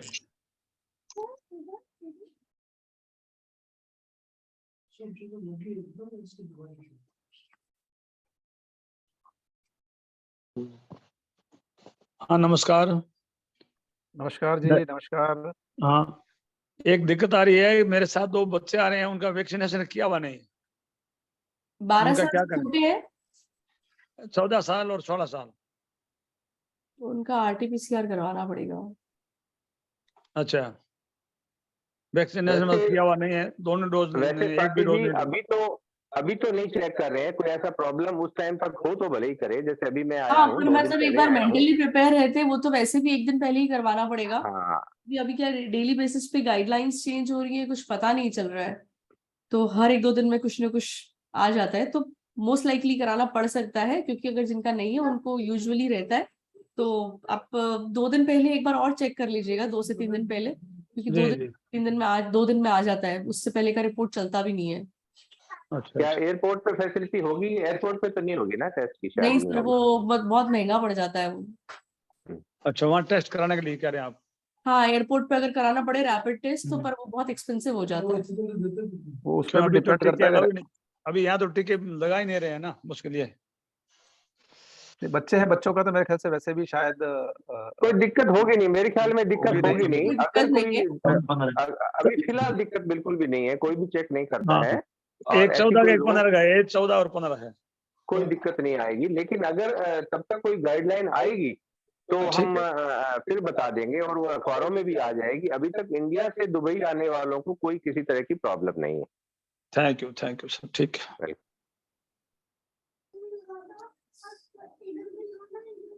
हाँ, और किसी के 1 बाय 1 दीजिए सुभाष जी, किसी को बोलना है, हमारा हाथ हैंड रेज किया हुआ है। जी डॉक्टर भंवरलाल जी का है, मुनिराम जी का है, और एक मनोज कुमार का है। इनके कोई बारी से आप इनको कर सकते हैं। प्रणाम जी। जाम्बो जी ने, विष्णु ने। मैं तो कोई एकेडमिक संबंध में बोलना चाह रहा था, ये अगर मीटिंग उसकी है उसमें नहीं बोल सकते हैं तो फिर उस मीटिंग में कह दूंगा। ये इससे मेरी कोई क्वेरी नहीं है, ये जो टॉपिक चल रहा है इससे संबंधित। वो अलग मीटिंग कर लेंगे, बेटर रहेगा। अभी हम लोगों ने करनी है, ठीक है सर, बेटर रहेगा। ठीक है, धन्यवाद। हाँ, बाकियों को दीजिए, सुभाष जी, मनीराम जी है, मनोज कुमार जी है, 1 बाय 1 बाकी सबको एक बार दे सकते हैं। विमला देवी ने अपना हाथ हाथ रेज रेज किया जिनको हुआ है, बोलना है हैंड उनको रेज भी कीजिए। बोलने का मौका दो। सुभाष, जी, अभी मुनराम जी को दे रखा है, उसके बाद विमला जी का। ठीक है ठीक है। अच्छा, एक तो ये पूछना था कि वीजा का प्रोसेस क्या, लाइक कितने ड्यूरेशन में वीजा मिल जाता है अगर हम अप्लाई करते हैं तो? स्वाति जी बताइए, आप ही इन सारी चीजों को, अगर कुछ होगा तो हम बताएंगे, बाकी बताइए आप सारे क्वेश्चन इन्हीं के लिए।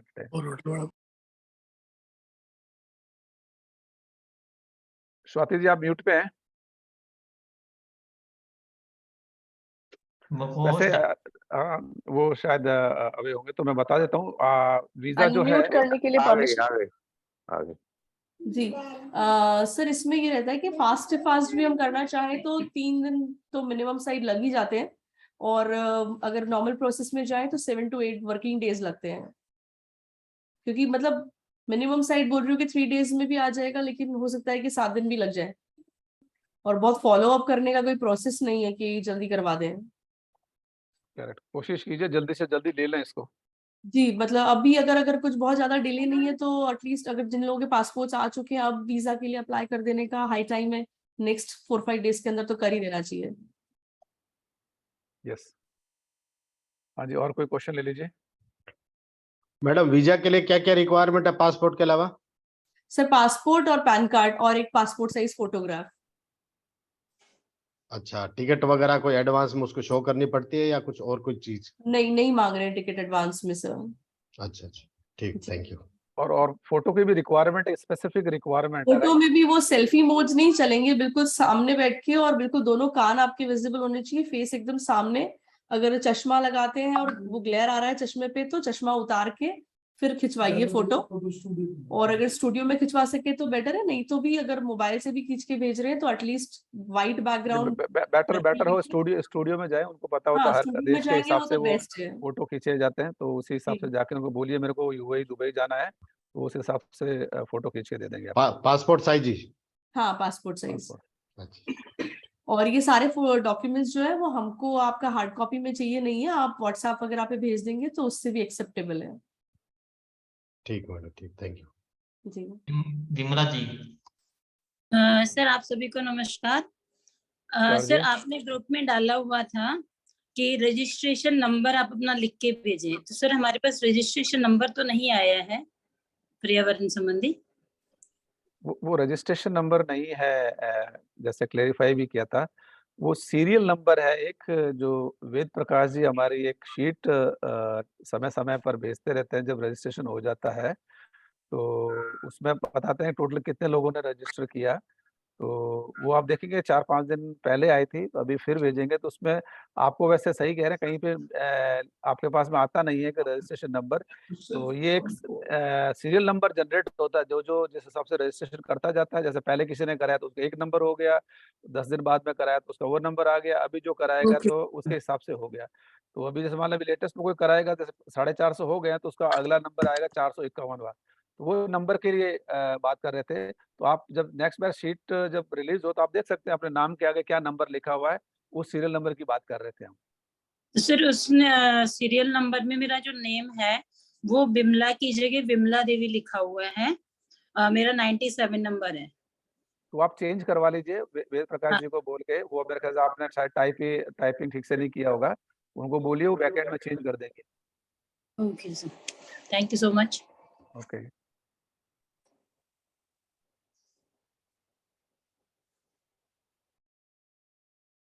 नेक्स्ट टाइम मुनराम जी ने वापस उठाया नहीं। हरिराम जी है, राम प्रताप जी हैं, और भी दीजिए, नीलम जी हैं। एक क्वेश्चन और था कि वहाँ पे होटल बुकिंग के लिए कुछ सपोर्ट रिक्वायर्ड है, तो उसके लिए क्या कैसे कोऑर्डिनेट करना पड़ेगा? अभी सिर्फ होटल है होटल कब और किसके लिए कह रहे हैं? 2 प्लान है हमारे, उसके लिए तो हमने ऑलरेडी बुक करा रखी है। आप लोग 3 दिन के लिए, 3 नाइट के लिए और 5 नाइट के लिए, आप उसके अलावा बात कर रहे हैं? यस यस, जैसे हमने सिर्फ रजिस्ट्रेशन कराया है, अभी बाकी का हाँ, अरेंजमेंट में अपना ऑन करना है। अच्छा। तो उसके लिए यहाँ पे कई होटल हैं, आप अपना वैसे इंटरनेट पे भी चेक कर सकते हैं। आपने जब मेरे ख्याल से अगर किया होगा, तो इस डेरा एरिया में अच्छे-अच्छे होटल हैं, हर कैटेगरी के होटल हैं, 3 स्टार कैटेगरी के भी हैं, 4 स्टार कैटेगरी के भी हैं। तो हमने जो होटल यहाँ पे किया हुआ है वो ऑलमोस्ट फुल हो चुके हैं, ब्रिस्टल और दूसरा होटल है रमादा। रमादा में कुछ रूम अभी खाली हैं, तो मैं रमादा के आपको कॉन्टैक्ट डिटेल दे दूँगा, तो वहाँ आप उनसे चेक करके पूछ सकते हैं। और उसके अलावा यहाँ पे और भी होटल हैं, जैसे मैंने बताया था, तो आप अगर इंटरनेट पे चेक करेंगे तो आपको मिलेगा। अगर ज़्यादा रिक्वायरमेंट है, आप नहीं भी कर पा मुझे बताइएगा, मैं किसी से पूछ के भी उससे रिलेटेड आपको इन्फॉर्मेशन दूँगा मैं। ठीक है, थोड़ा अगर हो जाएगा तो it's well and good, otherwise whichever hotel is near to venue हाँ, रहेगा।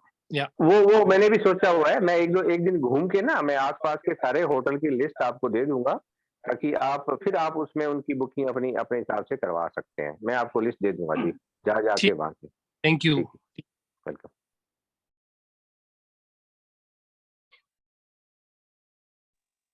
टेक के 107 मनोज कुमार जी ले लो। हाँ जी सर, नमस्कार सर। नमस्कार जी। रमेश जी, अपना जैसे एयरपोर्ट से वहाँ होटल जाने के लिए अलग अलग फ्लाइट्स पहुंचेगी, तो गाड़ियों का क्या वहाँ क्या व्यवस्था रहेगी, कैसे सर? वो ज़्यादातर लोग तो स्पेसिफिक फ्लाइट में स्पेसिफिक टाइम पे आ रहे हैं, राइट? कुछ फ्लाइटें जैसे है कि 6 बजे आ रही है, कुछ 7 बजे आ रही है, और कुछ 8 बजे आ रही है, इस तरह करके आ रही है। तो उसके हिसाब से हम लोगों ने व्यवस्था की हुई है, बाहर हम लोग बसेस वगैरह हमने लगाई है। तो जिस हिसाब से हमारे पास में जो डेटा है कि ये लोग इस फ्लाइट में इतने लोग आ रहे हैं, 40 लोग, तो उस हिसाब से हमने बस में 40 सीटिंग की कैपेसिटी है, तो हम वो लेके आ जाएंगे। फिर अगली फ्लाइट आएगी, अगर मान लो 20 लोग आ रहे हैं, तो उस हिसाब से हमने बस की व्यवस्था की हुई है।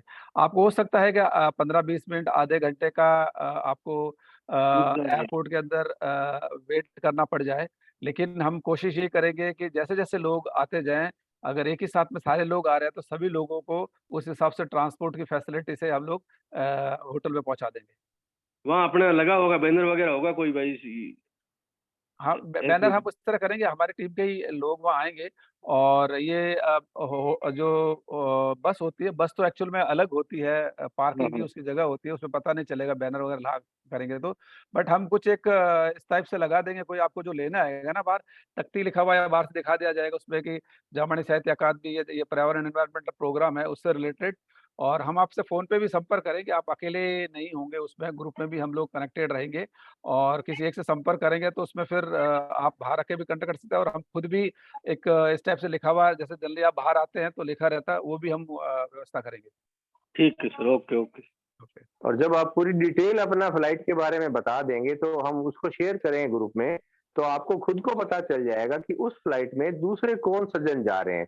तो आपकी फ्लाइटें में भी जानकारी हो जाएगी, उससे पहले भी फोन से आप उनसे संपर्क कर लें, ताकि आप लोग इकट्ठे रहें, 4, 5, 10 लोग इकट्ठे रहेंगे तो एक साथ बड़ा आसान हो जाएगा। ठीक है सर, ओके ओके। और ये व्यवस्था जो प्लान 3 नाइट वाले और प्लान 5 नाइट वाले के लिए है, बाकी तो सबने अपनी-अपनी, मैं आशा करता हूँ कि अपने-अपने ट्रांसपोर्ट की व्यवस्था की हुई होगी।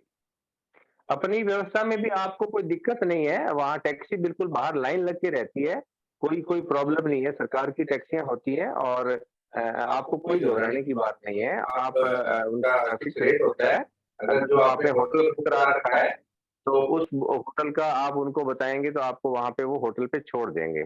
अगर जो 7,000 वाले पैकेज वाले हैं, उनके लिए मैं कह रहा हूँ। आगे राम प्रताप जी की जैन प्रणाम। वीजा की कॉपी भाई साहब रंगीन और लेनी है या और फोटो कॉपी लेनी है साथ में? क्या जैसे अपने भेज दी, उन्होंने व्हाट्सएप पे भेजी तो कैसी कॉपी निकलवानी? ब्लैक एंड व्हाइट काफी है। अच्छा अच्छा, वैसे मोबाइल में है? की जरूरत नहीं है, जैसी आपको भेजी है उतनी काफी है। और बल्कि वो वीजा आपके पास होना चाहिए, लेकिन जनरली वो चेक भी नहीं करेंगे, क्योंकि आपका पासपोर्ट नंबर वो जैसे ही फीड करेंगे वो उनके सामने सब कुछ आ जाएगा। तो वो सिर्फ पासपोर्ट ही चेक करते हैं, बट वीजा आपके हाथ में होगा तो अच्छा है। जी जी। कुछ भाई साहब जैविक खेती के बारे में मुझे भी कुछ वहाँ बताना पड़ेगा, तो मैं भी जैविक खेती कर रहा हूँ 5 साल से। वो अलग इशू है। ये मीटिंग सिर्फ ट्रैवल के रिलेटेड है। ट्रैवल से रिलेटेड कोई बात है तो आप बात करिए। Okay okay okay. उससे रिलेटेड हमारी, आपने जो पेपर सबमिट किए होंगे, हमारी कमेटी बनी हुई है, वो स्पीकर लिस्ट है, वो डिसाइड करेगी, तो आपको अकॉर्डिंगली इन्फॉर्म कर दिया जाएगा। ओके। नीलम मैडम।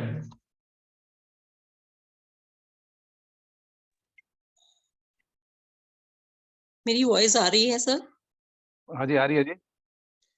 हाँ, इस जूम मीटिंग से जुड़े सभी सम्मानित गणों का मेरा हार्दिक प्रणाम। वैसे रमेश जी से, स्वाति मैम से लगातार कांटेक्ट में आने पर पूरी इंफॉर्मेशन मुझे बहुत ही अच्छे तरीके से मिल रही है और आज भी बहुत अच्छे तरीके से अवगत कराया, और कल रमेश जी ने फेसबुक के माध्यम से भी बहुत अच्छे तरीके से अवगत कराया। तो हमें ऐसा लग नहीं रहा है कि बहुत नए सिरे से हम पहली बार दुबई जा रहे हैं। और लेकिन एक थोड़ा सा मेरे को ये इन्फॉर्मेशन लेना चाह रही थी मैं कि दुबई 7 तारीख की मॉर्निंग में 3:40 दुबई एयरपोर्ट से जयपुर आने के लिए कोई व्यक्ति वहां इस जूम मीटिंग से जुड़े हुए कोई व्यक्ति है जो इन्फॉर्मेशन दे सकते हैं कि वो 7 तारीख की मॉर्निंग 3:40 से वहां दुबई एयरपोर्ट से रवाना होंगे? देखिए, इसमें तो सारे आदमी जुड़े भी नहीं है मैडम, जो ग्रुप बनाया हुआ है दुबई। अच्छा, तो उसमें आप क्वेश्चन करिए तो वो अपने आप आपको बता देंगे। ठीक है, उस ग्रुप में क्वेश्चन करते हैं। बिल्कुल बिल्कुल। और एक दूसरी शीट भी सुभाष जी शीट भी भेजते हैं रेगुलरली, उस शीट में देखेंगे तो फ्लाइट डिटेल और फ्लाइट टाइमिंग मेंशन किया हुआ है, आप उसमें भी चेक कर सकते हैं। नहीं मिलता तो फिर आप ग्रुप में ये क्वेश्चन रेज कर सकते हैं, तो लोग आपको रेस्पॉन्ड कर देंगे। बिल्कुल बिल्कुल, धन्यवाद सर। धन्यवाद। गिरधारी लाल जी। गिरधारी लाल जी, आप म्यूट पे हैं। हाँ साहब, नमन प्रणाम रमेश साहब। जाम्बोजी ने विष्णु ने। हाँ साहब, हम पूछ रहे हैं कैश मनी कितनी साथ लेनी पड़ेगी और कहाँ वो अदला बदली होगी करेंसी? आपको पहले एयरपोर्ट से पहले ही कहा था कि बेटर है कि आप एयरपोर्ट पे जाने से पहले एक्सचेंज करवा लें, वो ज्यादा सही है। एयरपोर्ट पे थोड़ा महंगा मिलेगा, अपना इंडिया वाले एयरपोर्ट पे और दुबई वाले एयरपोर्ट थोड़ा और ज्यादा महंगा मिलेगा, तो बेटर है कि आप वहां आने से पहले ही एक्सचेंज करा के अपने पास में रख लें। कितना कितना कैश रख सकते हैं? ये क्वेश्चन स्वाति जी इसका आंसर करेंगे, इसके रूल बहुत रख सकते हैं जी, बहुत रख सकते हैं आप। 10 लाख रुपया कैश रख सकते हैं जी, कोई आपको घबराने की जरूरत नहीं है। आपने 1-2 लाख लाना है वो आराम से रख सकते हैं जी। नहीं साहब तो कैसे नहीं इसलिए। अच्छा, दूसरी ये जो एक्सचेंज वाली बात है, बड़ा ध्यान से सुनिए, मैं बताता हूँ। बड़ा जैसे रमेश जी ने बताया, अच्छा रहेगा कि जो आपका वीजा बनने के बाद अपने शहर के मनी एक्सचेंजर से, जैसे वेस्टर्न यूनियन वगैरह होता है, उससे अपनी करेंसी बदलवा लें, ठीक है, जितनी आपको यहाँ जरूरत पड़ेगी। लेकिन किसी वजह से भी नहीं करवा पाते हैं, आपके शहर में नहीं होता, तो बिल्कुल भी घबराने की जरूरत नहीं। जब एयरपोर्ट पे आप आएंगे, जैसे अगर दिल्ली एयरपोर्ट पे आते हैं, तो 6 नंबर गेट के पास में बहुत सारे एक्सचेंज है, वहां आपको वो 50,000 रुपए तक की करेंसी को बदल के आपको दे देंगे।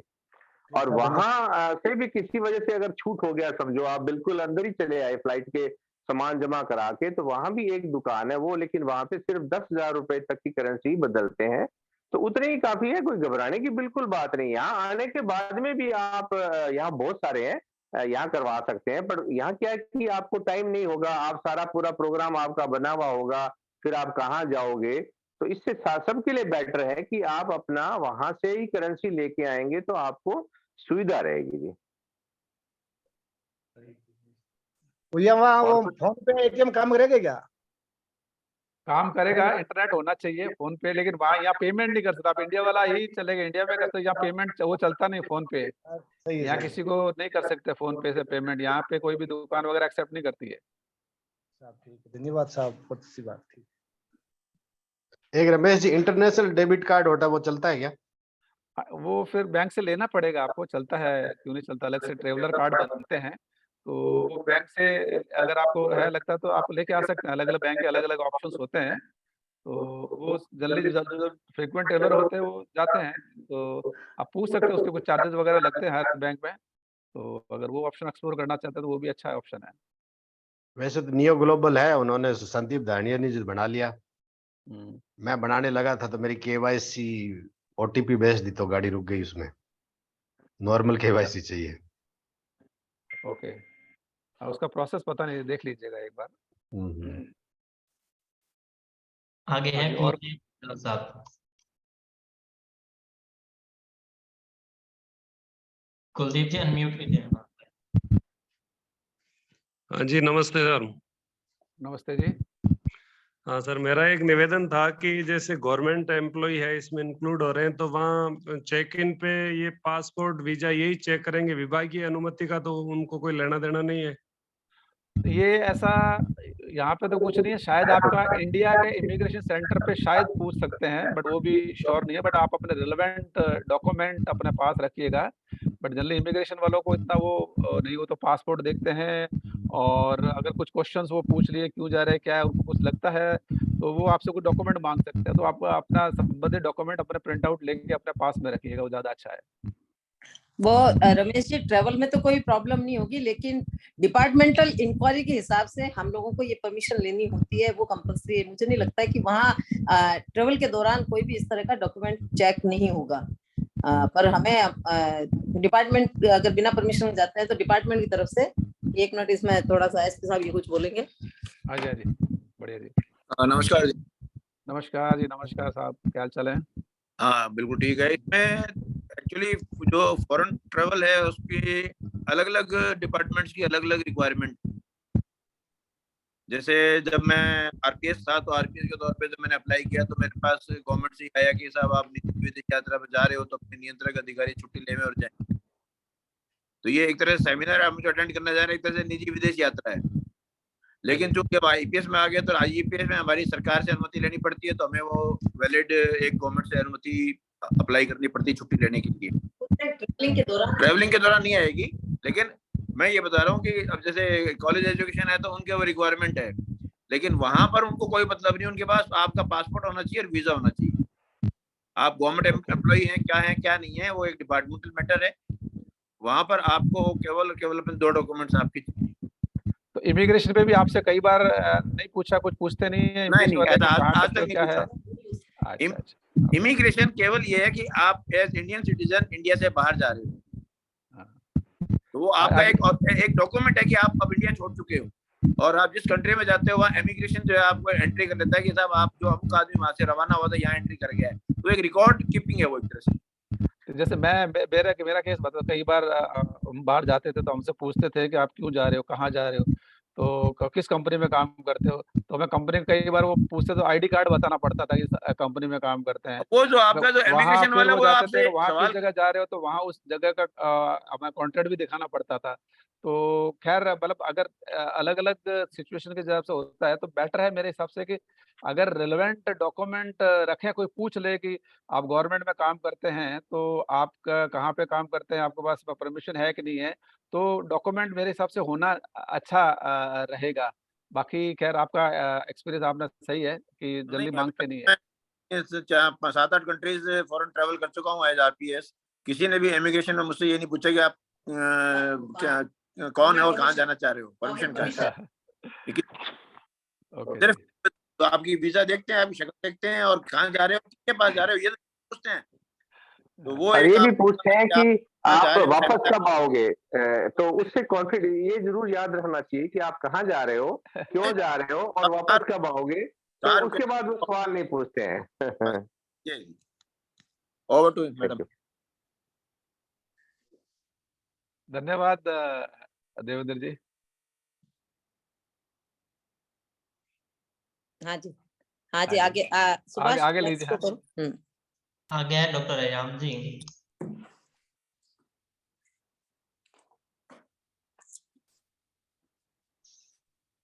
हेलो, हाँ जी, नमस्कार। नमस्कार जी। सर रमेश जी, सर मैं तो बस ये पूछ रहा था कि वहाँ इजीली न्यू सिम मिल जाती है क्या? मिल जाती है सिम यहाँ पे बहुत आसानी से एयरपोर्ट पे मिल जाएगी। आजकल तो फ्री देने लग गया। कल आरके जी आए फ्री लेके आए। तो मैं कल आया तो मेरे को फ्री मिली है जी। गिफ्ट में मिली है।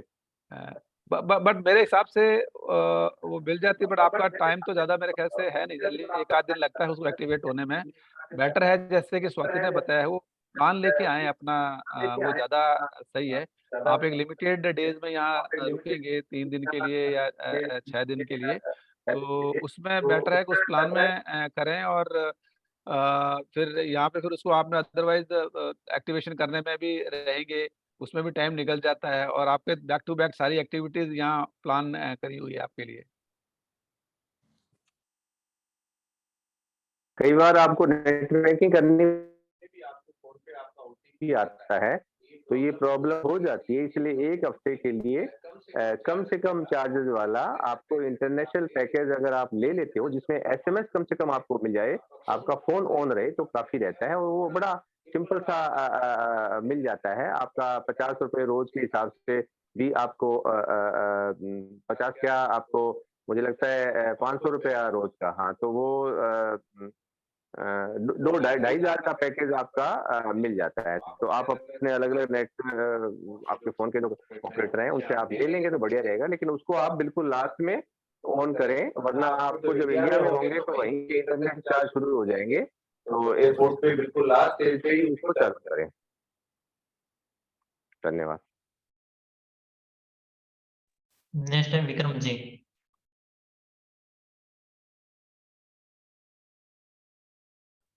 विक्रम जी बोलिए, अनम्यूट कीजिए अपना फोन। सभी जूम मीटिंग वालों को नमन प्रणाम जी। विक्रम बिश्नोई फ्रॉम चंडीगढ़। आवाज आ रही मेरी? आ रही है जी, पूरी आ रही है। रमेश जी, मेरी एक क्वेरी है आपसे। मैं और पापा दोनों इकट्ठे आ रहे हैं इस सम्मेलन में, तो उस टाइम में जो शेयरिंग बेसिस पे आपके कमरे का सिस्टम है, जो वो कैसे कोरिलेट करेगा? 2 रिलेटिव हैं और इन दोनों रिलेटिव का रूम एक ही रहे। Good question. हाँ, तो हम क्या करेंगे, नेक्स्ट एक्टिविटी यही करने वाले हैं कल या परसों से। तो आपको उसमें हम क्या करेंगे, जैसे आप चंडीगढ़ से हैं तो चंडीगढ़ से प्रभारी है, जैसे मोहन जी प्रभारी है वहाँ पे, मोहन जी एक से हमारे बात और होती रहती है। हाँ, तो क्या करेंगे हम, हाँ जी, तो हम आप प्रभारी से कांटेक्ट करेंगे, प्रभारी या आपसे संपर्क करके ये कंफर्म करेंगे कि आपको किसके साथ में शेयरिंग में आप रह सकते हैं। जैसे आपने बताया कि जब आपके पास फोन आएगा कि आप किसके साथ में शेयरिंग में रह सकते हैं, तो आप बता सकते हैं कि मैं, मेरे पिताजी हैं साथ में शेयरिंग में रहेंगे। इसी तरह से हाँ, तो इसी तरह से हर लोगों को प्रभारियों की तरफ से कांटेक्ट किया जाएगा, या आप खुद प्रभारियों को कांटेक्ट करके ये डिसाइड करें कि भाई मुझे इनके साथ में रहना है। तो ये लिस्ट अभी हम ओके। बनाएँगे, उसी के हिसाब से सबको रूम एलोकेट करेंगे। और और एक कुछ लोग जैसे परिवार के लोग हैं, फैमिली आ जी, रहे हैं, हस्बैंड वाइफ है, बच्चे आ रहे हैं, तो उस हिसाब से फिर उनको जी। रूम तो उस हिसाब से हम एलोकेट करेंगे। और सेकंड क्वेरी ये थी कि मेरी एक्चुअली में क्या है, मैंने बोर्डिंग करनी थी चंडीगढ़ से, हुँ, तो पापा का ट्रैवल में थोड़ा दिल्ली से बोर्ड में दिक्कत आ रही थी, तो मैंने कर ली ट्रैवलिंग 2 से लेके 7 तक की। अच्छा। और प्लान मैंने ले रखा है 3 दिन वाला, 3 से 6 वाला। हाँ। तो थोड़ा-सा आपसे ये कोऑपरेशन चाहिए, जो 3 से 6 में जिस स्लॉट में हमें रखेंगे, उसमें 1 दिन पहले और 1 दिन बाद की प्रायर वही बुकिंग दे दे तो हमें बेटर रहेगा। बुक किसकी बुकिंग पहले दे जैसे दें? होटल स्लॉट में का? अकोमोडेशन आप रखेंगे ना, जो 3 to 6 वाले का प्रोग्राम है, राइट। रूम्स एलोकेट करेंगे। हाँ, तो मैं बोर्डिंग कर रहा हूँ चंडीगढ़ से। ठीक है, तो चंडीगढ़ से मुझे फ्लाइट मिली है 2 तारीख की और ठीक है। वापसी मिली है 7 तारीख की। हाँ, तो मुझे 1-1 दिन चेक इन और कहीं करना पड़ेगा। 3 से 6 का अच्छा। तो आपका चेक इन कर ही रहे हैं आप लोग। हाँ, तो मुझे आपको 2 और 7 को चेक आप 2 तारीख का वाला बता रहे हैं, राइट? 2 और हाँ, 7 को चेक इन। हाँ, हाँ। अच्छा, तो तो मैंने या मेरे तो ख्याल से आप आपको शायद आपने मेरे आपसे बात हुई होगी। मैंने हाँ, आपको बात हुई थी रमेश जी। रमादा का होटल का नाम सजेस्ट किया था, इफ हाँ आई जी, रिमेंबर आपने करेक्टली। बताया था, वही कह रहा हूँ, तो या तो बेटर रहेगा वहीं हमें उसी रूम को 1 दिन पहले और 1 दिन आगे तक एक्सटेंशन मिल जाए। तो आपने ये उनसे संपर्क किया था करने के लिए कि नहीं, आपने जस्ट मुझे सिर्फ वेन्यू बताया था, you have not given me the number और समथिंग एल्स। अच्छा, अच्छा, आप माँगते चलो मैं कल लेके उनसे नंबर देता हूँ आपको, तो फिर आप उनसे डायरेक्ट खुद बुकिंग करा सकते हैं कि अगर आपको 1 दिन पहले आ रहे हैं, तो उसके हिसाब से फिर आप 1 दिन नहीं, का पहले उनको पेमेंट करके कर सकते हैं। नहीं और रमेश जी, या दैट इज़ देयर, बट अब ये मुझे नहीं पता ना कि आप लोग 3 से 6 में हमें रमाडा में रख रहे हैं, ब्रिस्टल में रख रहे हैं।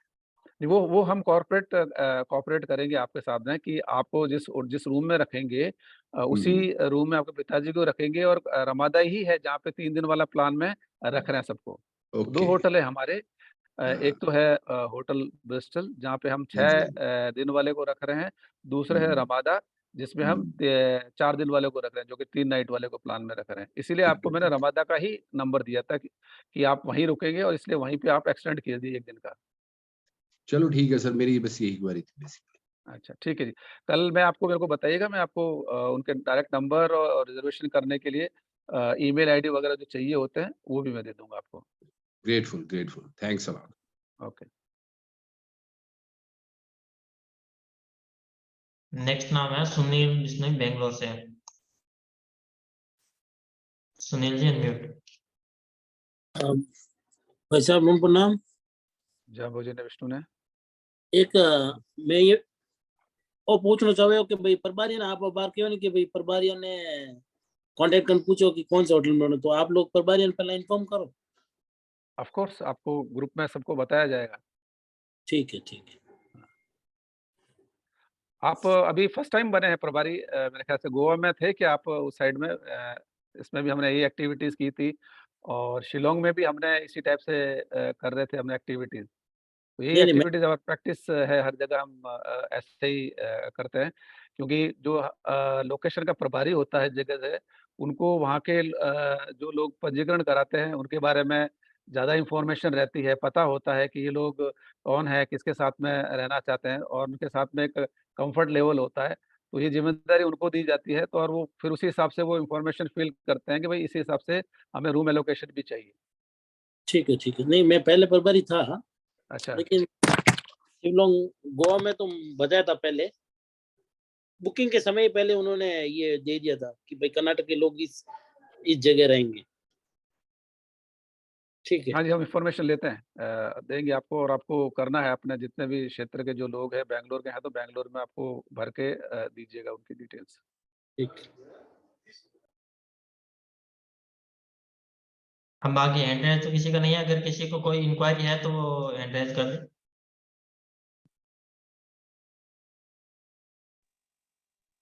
ग्रुप में भी पूछ सकते हैं, ताकि ग्रुप में कोई एक पूछेगा तो जवाब सबको मिलेंगे और वो कभी भी देख सकते हैं। मेरे ख्याल में अभी तो काफी हो गया है।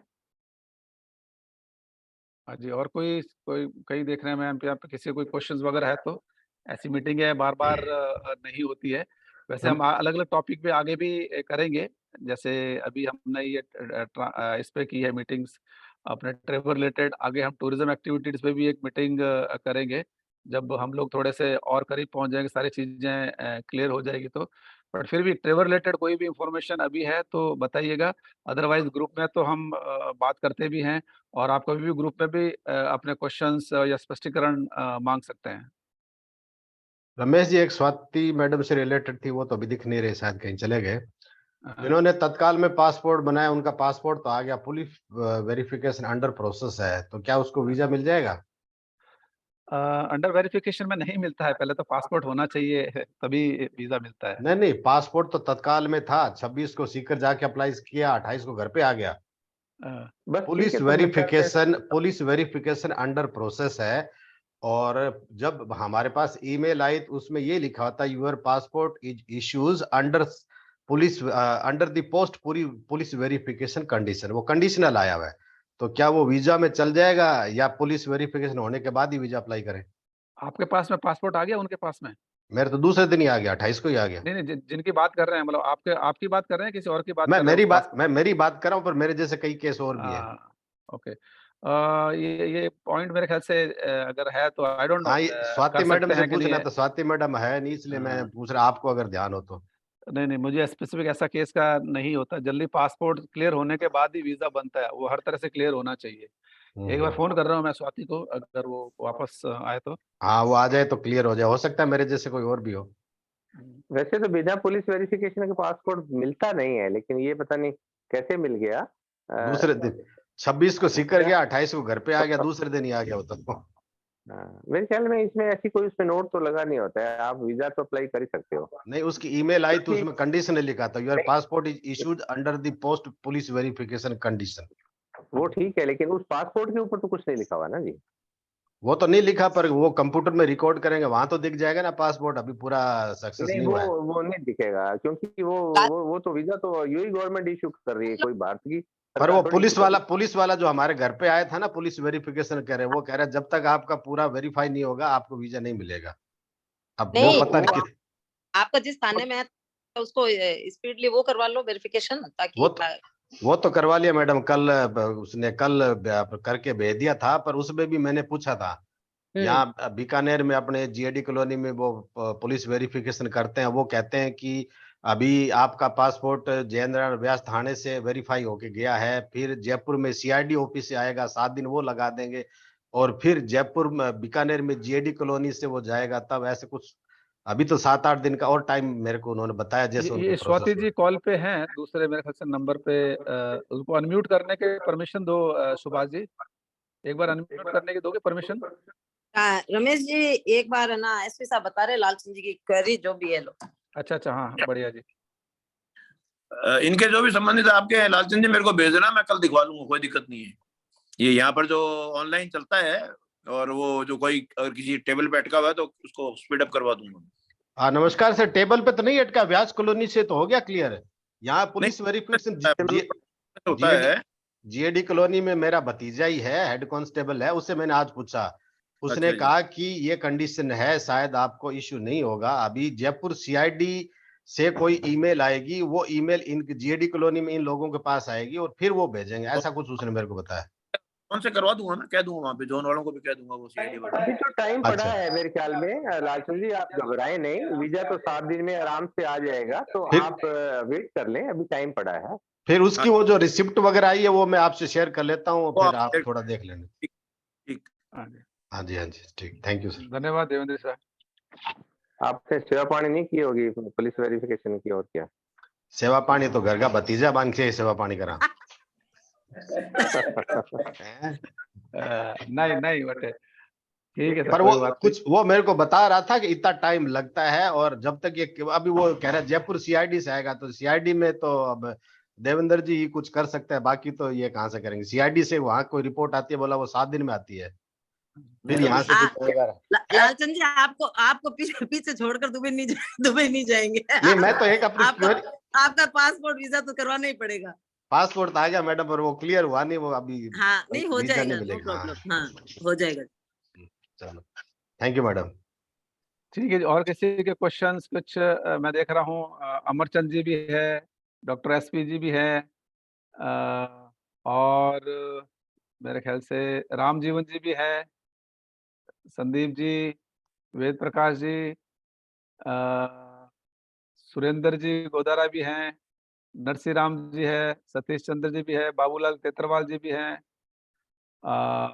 बाकी मेरे ख्याल से कई लोग हैं, अगर कोई किसी को कोई क्वेश्चंस हो तो। या तो मैं म्यूट हटा देता हूँ, अगर कोई बोलना चाहे तो बोल लेगा। हाँ जी, स्वाति जी आ पाँच गए, मिनट। स्वाति जी आ गए, वो उनको म्यूट हटा दो तो अच्छा रहेगा। इस वाले मामलों में, पासपोर्ट वाले मामले में, राजनीति वाले मामले में वो भी कुछ राय दे सकती हैं स्वाति जी को। सर पासपोर्ट एक बार आ जाने के बाद वीजा में कोई प्रॉब्लम नहीं आता है। पासपोर्ट अगर आ गया और पुलिस वेरिफिकेशन पेंडिंग भी है तो वो मिल जाएगा आराम से, कोई प्रॉब्लम नहीं है।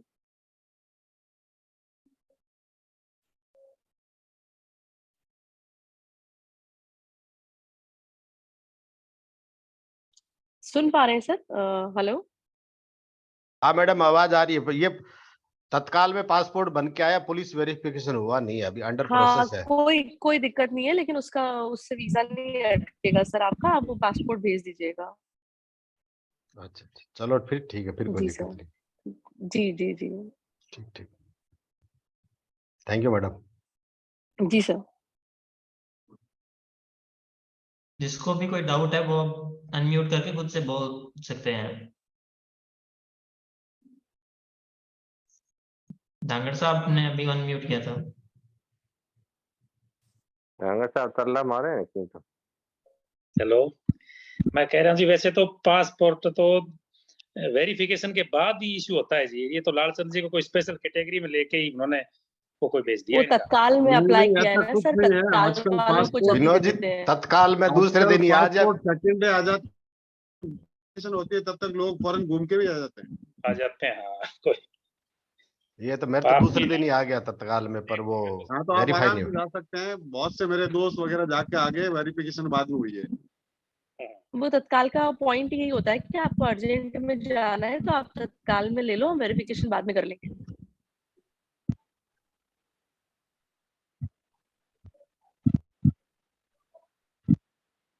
और जो भी अभी भी अगर कोई वीजा के लिए अप्लाई कर रहे हैं और अभी तक नहीं किया है, एक बार प्लीज अपना पासपोर्ट का वैलिडिटी भी चेक कर लीजिएगा। वीजा लगाने में 6 महीने का वैलिडिटी होना जरूरी है। तो अब अगर जो वीजा लगवा रहे हैं उनका पासपोर्ट कम से कम अगस्त 2023 तक वैलिड होना चाहिए।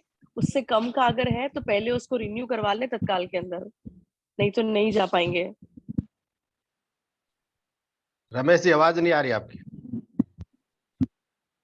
हाँ, स्वाति जी, आपके पास में ऐसा कोई केस आया जिसमें 6 महीने से कम का वैलिडिटी वाला कोई सर पासपोर्ट है? आज ही आया है, मैंने वापस किया है और उनका नहीं हो रहा है। उनका जुलाई तक का वैलिडिटी है, उनका हमने भेजा भी था एम्बेसी में, पर वो रिजेक्ट होके वापस आ गया है। बोल रहे कि इस पे नहीं कर पाएंगे हम, रिन्यू करा के भेजिए। उनकी जुलाई डिटेल भेजिएगा। 2023 तक के लिए वैलिड था। वो लोकेश जी है, उनको भी मैंने शेयर कर दी है ये चीज, आपको भी बता देती हूँ। आपको मैं शेयर कर दूंगी व्हाट्सएप पे। ठीक है जी, धन्यवाद। जी सर। नील जी अनम्यूट कर सकते हो अपने आप को। न्यून प्रणाम बोलिए विष्णु ने।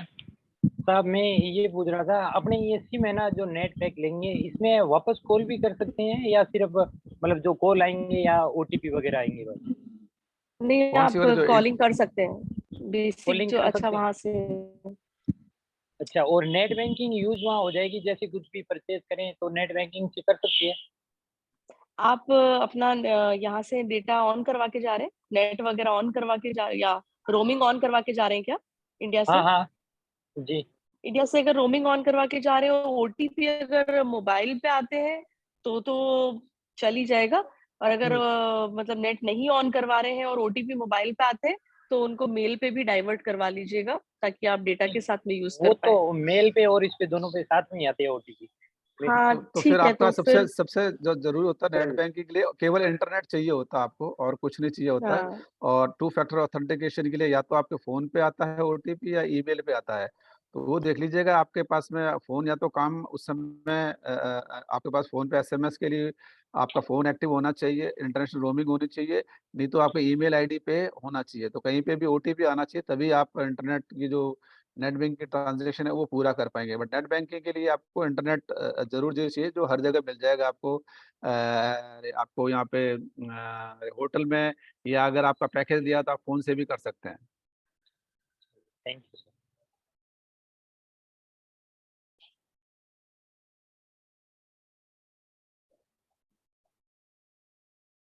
और किसी की इंक्वायरी लग तो नहीं रही?